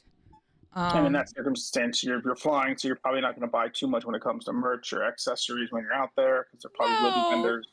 That's why you just pack real light and go to the laundromat every day. All right, you. Stop being right all the time. No, you are correct. You could do that route. Or you just bring the same piece of clothing and a good stick of deodorant, and you're all set. And you have more room Oh, to bring home more X's. absolutely not. Oh, no. No. Make sure your Um, hotel has a bathtub. You can just clean your clothes in that bathtub or oh, the shower. Just kidding. oh man, we'll Um, talk about how stinky the Axe fandom is another time. They're actually not that the stinky in my experience, there, but no, we're all human. We all yeah. sweat. We perspire. We all Oh yeah. perspire. It's normal. Oh yeah. We're But normal. well, have you ever been to like an anime convention? That's probably. I wonder how. I mean, you have people in costumes, so of course, when there's lots of people in an environment like that in thick costumes that are beautifully done, yeah, There's also it's a meme because there's I've been in a lot of like fandoms or community, whatever you want to call them, that just it's a meme that people don't shower, and it's a meme because it's true because people just smell. Anyway, this is a whole okay, that's the whole. it's a Yeah. whole nother. That's why I was like, anyway, yeah, I think traveling, So yeah, yeah, traveling in that circumstance, you're paying about that much minimum if you're lucky. mm-hmm, You're probably anywhere between $5,000 and $1,000, depending what all you're trying to have to pay for.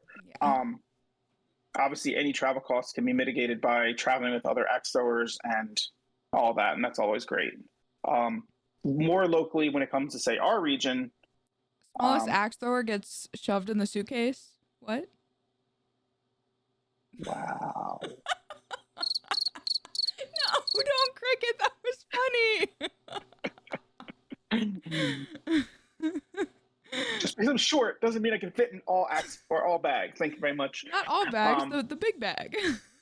Thank you. You know, airlines have a 50-pound limit, I think, on suitcase luggage you're checking. So Oh. I'm not going to work out for that. You're going to have to pay some extra for me.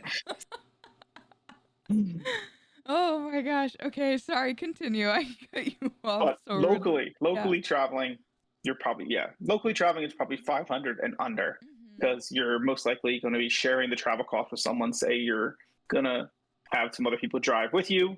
You're going to share that room together. You still may buy some merch and stuff, but you're most likely, and the food and all that, you're most likely going to probably spend less than 500. Yeah. Because you're sharing everything. You're sharing to help pay for gas for whoever's driving. Yeah, you split the bill for food, etc. Yada yada yada. Yeah, I think it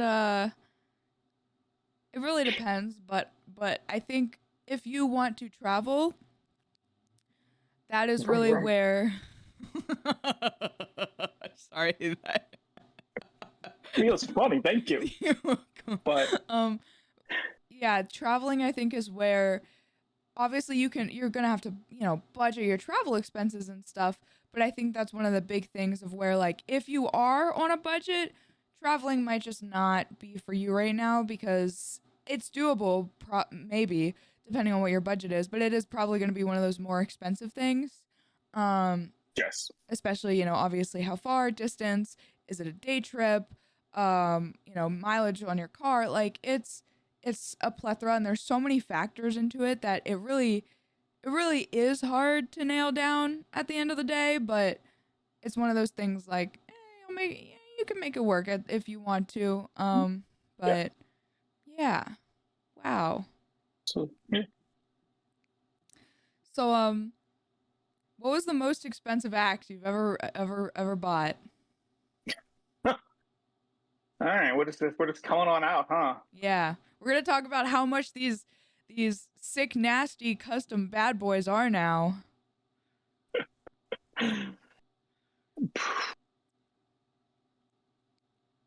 Couple hundred, we'll put it that way. I I don't think anyone sells axes more than $500.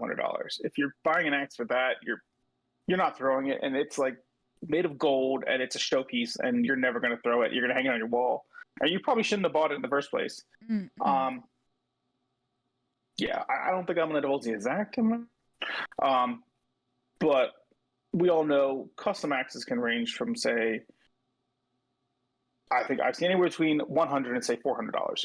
I would say that's a good estimate. Yeah. Because you have to think of how much. I will say shout out to Heavy Rotation.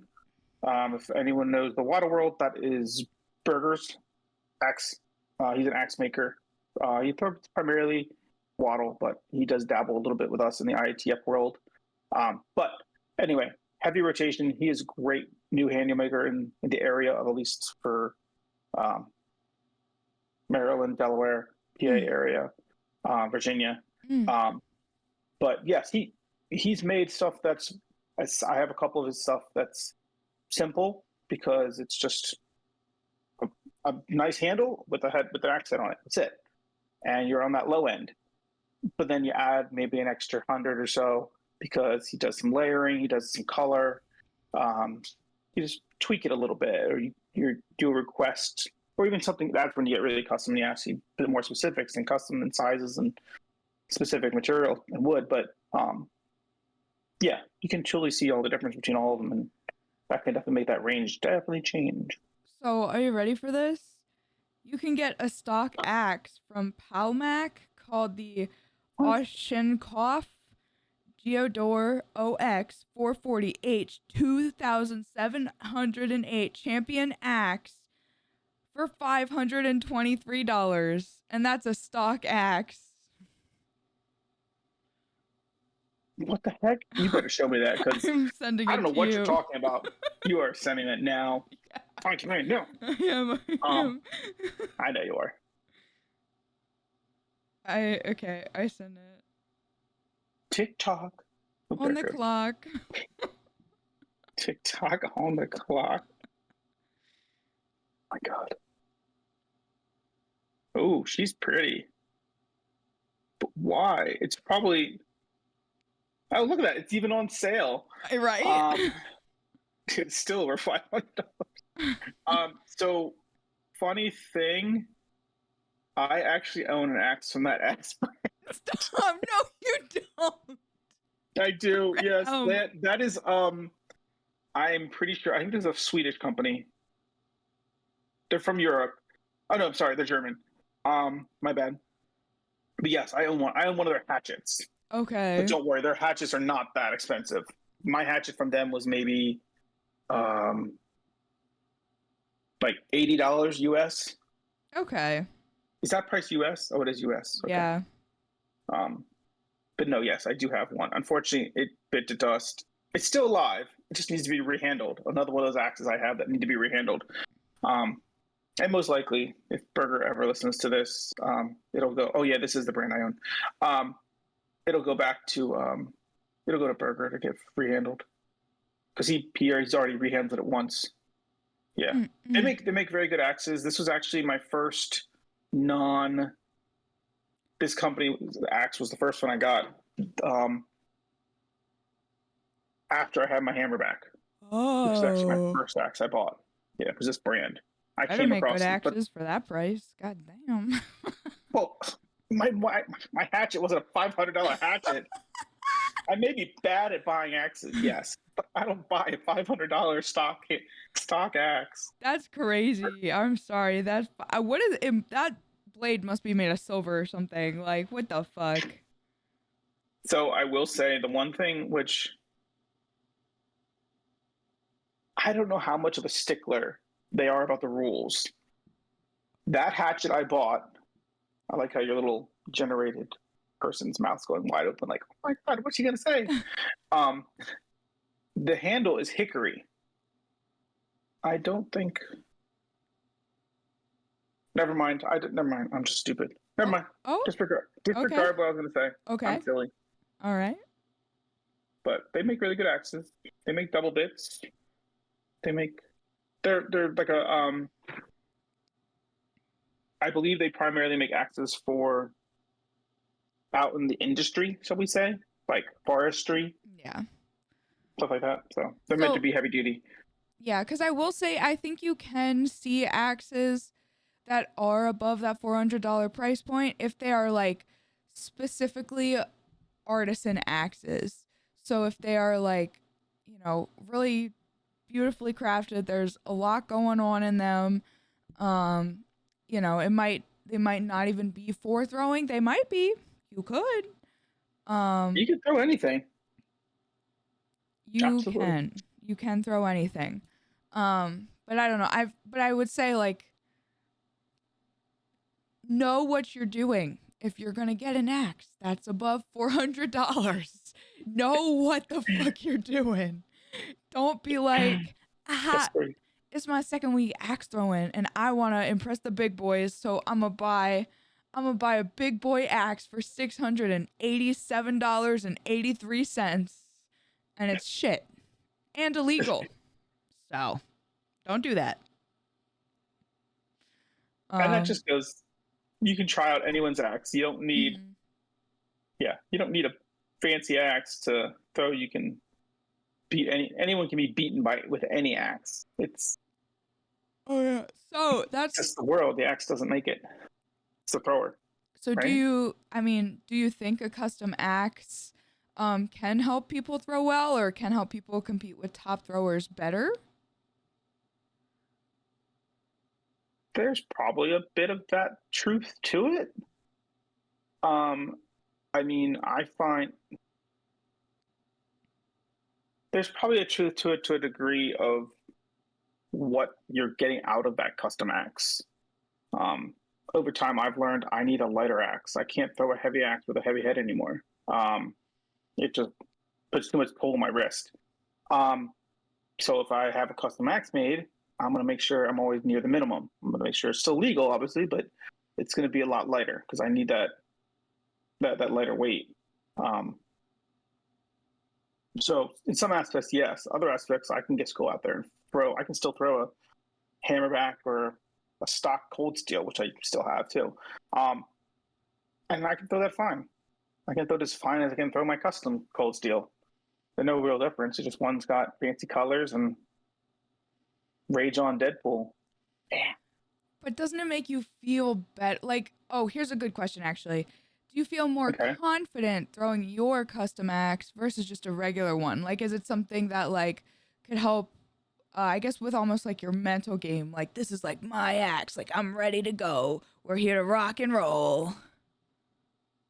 Honestly, no. Okay. Because I know if you've seen it, I have a fully stock, cold steel in my bag. That's what I used to throw. Yeah, I know. And then shout out to Woozy for making me my Deadpool pair of axes, my big axe and my new hatchet.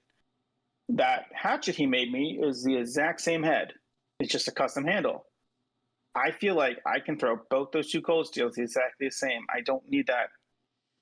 I mean, I need it. Yes, I do need it. But I can get away with throwing the basic stock. I feel just as well as I can throw that custom. Okay. It's just an appeal. It's a thing. Like, I have an interest. I like Deadpool, so therefore I want my axes to kind of relate that. I want them to show that. It's just yeah. Some people obviously totally different and be like, yes, I need that bling bling. I need that custom axe because it's gonna boop. But honestly, no, I can go back and throw my regular and I'll be okay. Well, because it'll be fine. That's true. I know though for some people,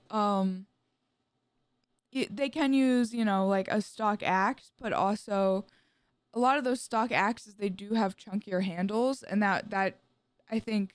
True. Yeah, so I think that can impact some people, especially like they might just not be able to physically like throw that. So I do think, I don't want to say like a need maybe, but there are some people who I think having a custom axe really can help a lot more.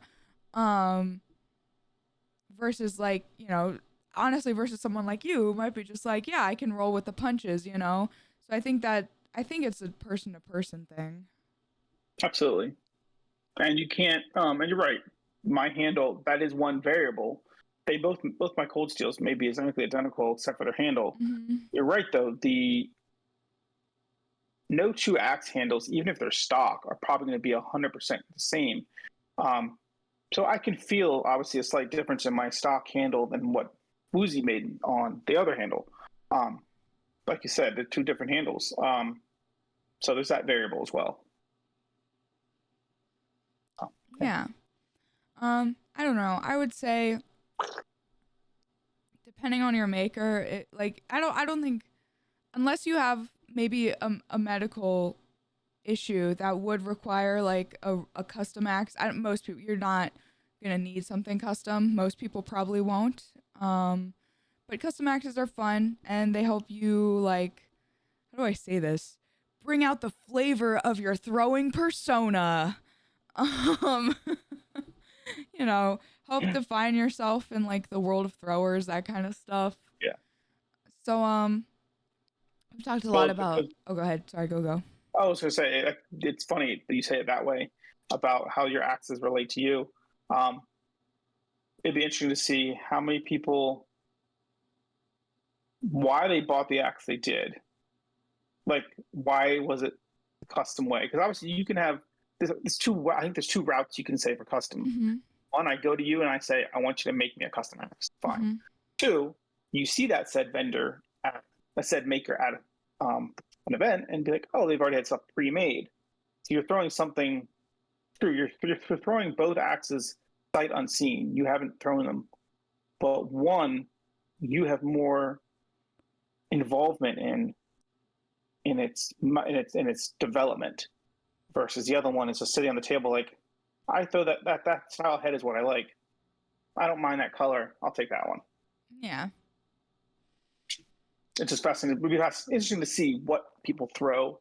I don't know if she's ever come to an event that you've been at. You might have been. She might have been at Choptober. I can't remember her axe handle name, or her real name off the top of my head right now. She throws out of Boston, but she has a matching set of big axe and obviously matching cycles set as too. She has her axes, and they're both Jurassic Park themed. I have not seen those. They're so cool. They look like basically like the Ford Explorer out of the first movie. The green and the transition to the yellow, the red with a logo Jurassic Park. They look so cool. That's really cool. But like, yeah, see, look at that. You recognize someone based off their axes, and I think that's that's why. What I'm saying. Yeah. Yeah. So I think like, if you also want to stand out from other throwers, like your axes are another way to be able to do that regardless of your skill. And I know that sounds weird, but like if you want to, like, I don't know. How do I say this? I don't know. It's just how you can stand out in different ways, and having pretty nifty axes is one of those ways. There we go. Well, it's like people it's like when people try to describe someone else, like, oh, do you know so-and-so? And you're like, who? And then like you say their real name and you're like, I don't know who you're talking about. And then you say their axe throwing name and you know who they are. It's like that same kind of thing of like, oh yeah, I recognize them because you told me their axe handle because that's how I know them. Yeah. It's like you take Erica, for example. No one knows who Erica is, but everyone knows who throwing bows is. Mm-hmm. The same thing with axes. It can't be said for everyone, but the people who have axes that stand out, like, oh, he's, the one who throws the axe that looks like such and such, or it has the cool pattern on it, and that kind of thing. You pick up on those little axe or accessories that people have that make them their own, that make them the thrower that they are, and that's how you kind of can remember them by, which is kind of cool. Yeah, no, I agree. So, we've talked a lot about spending money. Yeah, we're not saving it. How the fuck? Who does that? Yeah, but I think one of the ways a sport grows is by putting more money into it, right? So how the fuck do we bring more money into axe throwing? I don't know what I was thinking when I wrote this question, but now we're going to talk about it. You don't. You just have to keep spending. That's how they get money. Well, yeah. This is a pocket, and then you just take the money out, put it in another pocket. So, I guess I kind of mean like, not just sponsors, but like, how do we get companies and those kinds of people like interested in axe throwing, right? Like, how do we bring entities, right, with money that can provide more things for the sport into the sport, therefore bringing money in? Like, how do we do that? Do we just go crazy? I don't know. Social media marketing? I don't know. We have axes, so we can go crazy. Maybe we shouldn't go crazy with the axes. Our podcast name is what it's named for a reason.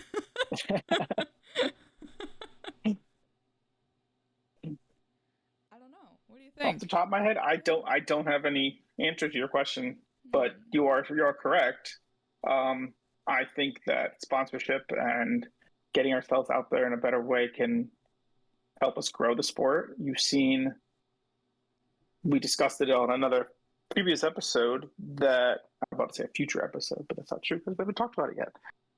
We talked about on a previous episode how Waddle has ESPN as a sponsor, or vice versa.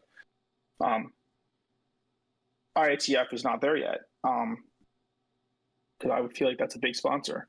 Granted, we don't know the ins and outs of what ESPN charges Waddle or whoever. Like, is Waddle really making out, or are they just breaking even and getting the profit of getting the airtime? But yeah, no, that's a really good question that I would have to think more of. But definitely sponsorship and other ways to get our names out there is going to be a huge part of the growth. Because, look, I'm going to be so real, all right? You always are. I think that the IATF has been fairly open about that they're not completely broke, but they're pretty not doing so hot, right? They're not doing the best. They're not rolling in it. So I really think I even though we may not have the actual answers and be able to give concrete things, I think it's something as a community we should really start talking about and being more open about and seriously approaching of like, well, how the fuck do we do this if we want to make this sustainable and keep it growing? 4? You said fuck 4 times now. Oh, I was like, what? I wasn't sure what the fingers were. Okay. Sorry for the listeners, but so it's one of those things where it depends, and it's, I think if we want, it's difficult because obviously we're not representatives of the IATF, but yeah, I think even doing this right now will hopefully bring more people into the axe world, but I also think that there's a bunch of things we could do, but it's hard to really, without sitting down and being like, here's exactly what we can do and pinpointing it and how are we going to help these venues. Like, it's hard, but I think it's doable. And I think as a community, it's something we should start thinking about, like, don't be afraid. Look, I know this sounds crazy. I don't know if any top throwers listen to this, but especially if you're a fucking top thrower, do not be afraid to shoot a professional email to a company asking for a sponsorship if you want to be sponsored. They do not have to reach out to you. You can reach out to them first, okay? I'm so serious about this right now. I'm like being dead serious. Like, this is not a joke. Like, if you're interested in having someone sponsor you, you can reach out to them first with a professional business email. And who the fuck knows? Maybe you could get a serious dream sponsorship and we could start having IATF throwers sponsors. You never know. You could be the person to do that. So, like, just consider it. If only people could see your face right now when you said that. What do you mean they can? So, yeah, I know it was a bit spicy, but was spicy. What do you think? Do you think that individuals should reach out to companies? I think that we all are our own.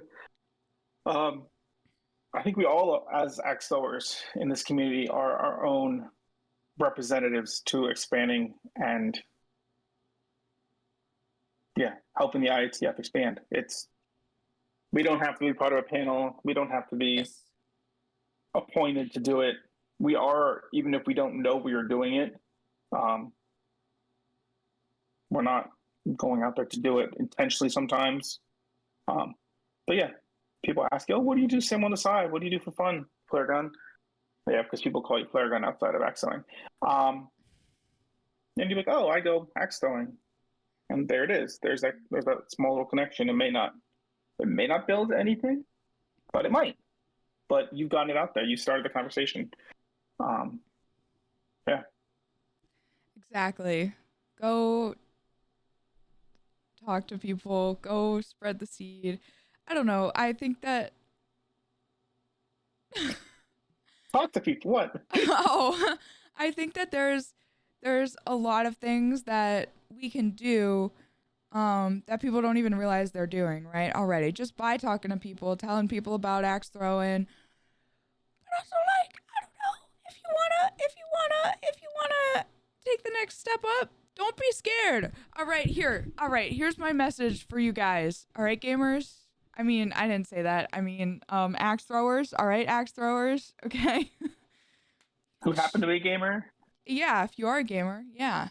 Um, shoot your fucking shot. All right. If you have an opportunity, take the opportunity. But even if you don't have it, make the fucking opportunity. Make it, because maybe it won't be there until you do it fucking first, all right? If you want axe throwing to be better, to be bigger, to be even pogger, that's just do it yourself. Maybe with some friends, but you know the drill. Be a professional, be cool, and throw axes. Be Gucci. Be on a scale of soft Gucci to diamond Gucci, be diamond Gucci. I mean, oh, that's right. We were creating a Gucci level. Gucci Yeah. scale. I'm like, why are you talking about? I'm like, oh, I brought that up You brought that off camera. Oh man. I was got anything else, Joel? Nope. You are it's all you. It's definitely not all me, because it's It's definitely all of us. us. Yeah, we're oh gosh. You got any spicy takes? You know me and my Related spicy takes. to to axe throwing and spending? Vendors should do buy one get one. No, I'm just kidding. They would never do that. No, I think all of our spicy takes were taken up with league. Our league expansions. We're doing at Urban. How we feel about that, and just general costs of the Axe World and all the accessories we get ourselves embroiled into. Yeah. So I think that You've done a lot of that today. a lot of thinking. Yeah. Yeah, I don't know why anyone lets me. It's a really bad idea. I can't stop you. I don't have the power on my end to mute you, so. No, Not that I want to. I'm just kidding. Yeah, I think that's it. Really, I think we honestly had a great conversation about a lot of stuff. Definitely, I think I feel like half of this episode was like yapping. 25% was really good advice, and then the other 25% was just atrocious hot takes. Agreed. Yeah. Yeah. But any upcoming events? What do we got cooking? What's coming up in the Axe world? Cooking. Yeah, we're cooking it up. Oh my gosh. You've never heard someone say cooking like that before? I probably have, but it's been like ages ago. No. Coming up in our Roman community, we have let's see here. Yeah, I don't know. No, I'm just kidding. Obviously, we discussed after this comes out. We were coming to you the weekend before Thanksgiving, so shout out to everyone. Happy Thanksgiving, early Thanksgiving to everyone. This is coming out after, though, remember? Well, that's what I'm saying. Because we have a bye week. Happy after Thanksgiving, I know. Oh, okay. I thought you were saying happy before Thanksgiving, but I was going to be like... Oh, it is theoretically before Thanksgiving. Yeah, but when they hear it, it won't be. Okay, then I'll rephrase. I hope everyone had a great Thanksgiving. The end. There you go. Coming up, a lot of venues will be having probably the biggest thing up next are marathon tournaments for New Year's Day. or around the New Year's time. So I know Urban is having one. The Urban family is having one at their locations. Again, off the top of my head, Wicked up in Boston area. They are another good New Year's as well. Again, these are all marathons. Chillax is having one on January 1st as well. So Chillax, Pittsburgh area. And other than that, I don't think I know of anything off the top of my head. But yeah. Lady Blades is happening mid-January. If you want to check that out, Urban Durham. That's always a great time. Yeah, there's gonna be a lot of like marathons and stuff. I think kind of after as well, like the holidays, we're gonna have more events for you guys. But I think if axe throwers had a low-key off season, it would probably be right now. We don't really have like a full off season, but in my opinion, I think like there's not as many big events and tournaments going on at this immediate moment. Like I think it'll pick up again really after the holidays, but correct. Yeah, I know the Waddle season is pretty much ending out right now. They only have 4 seasons a year. They've one less. So as I think I said before, I throw Waddle. So my season has ended as of last week.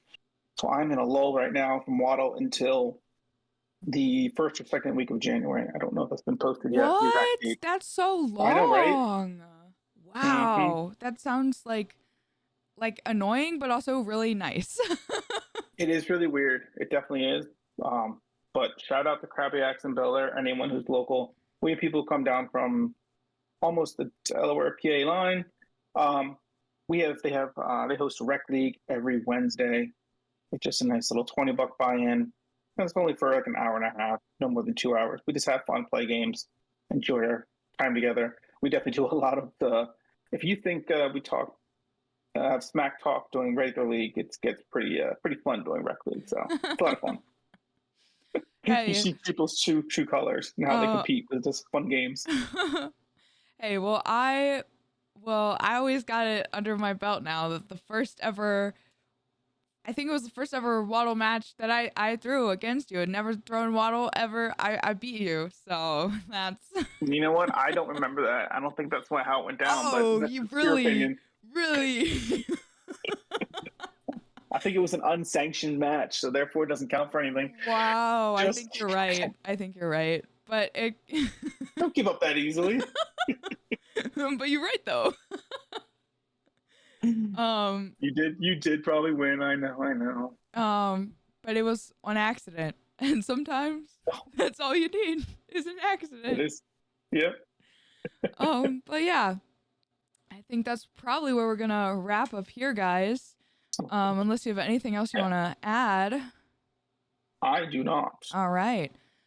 Until after we're done recording, and then I'll be like, dang it. Well, thank you so much for watching. This episode is disgustingly long, so we appreciate you hanging in there. I'm your co-host. That's the wrong intro. So we're starting again. Okay. We don't murder people with axes here. We throw them. Yeah, that was better. That was an improvement. Yay. All right. Well, we'll catch you guys on the flip. Bye. Bye.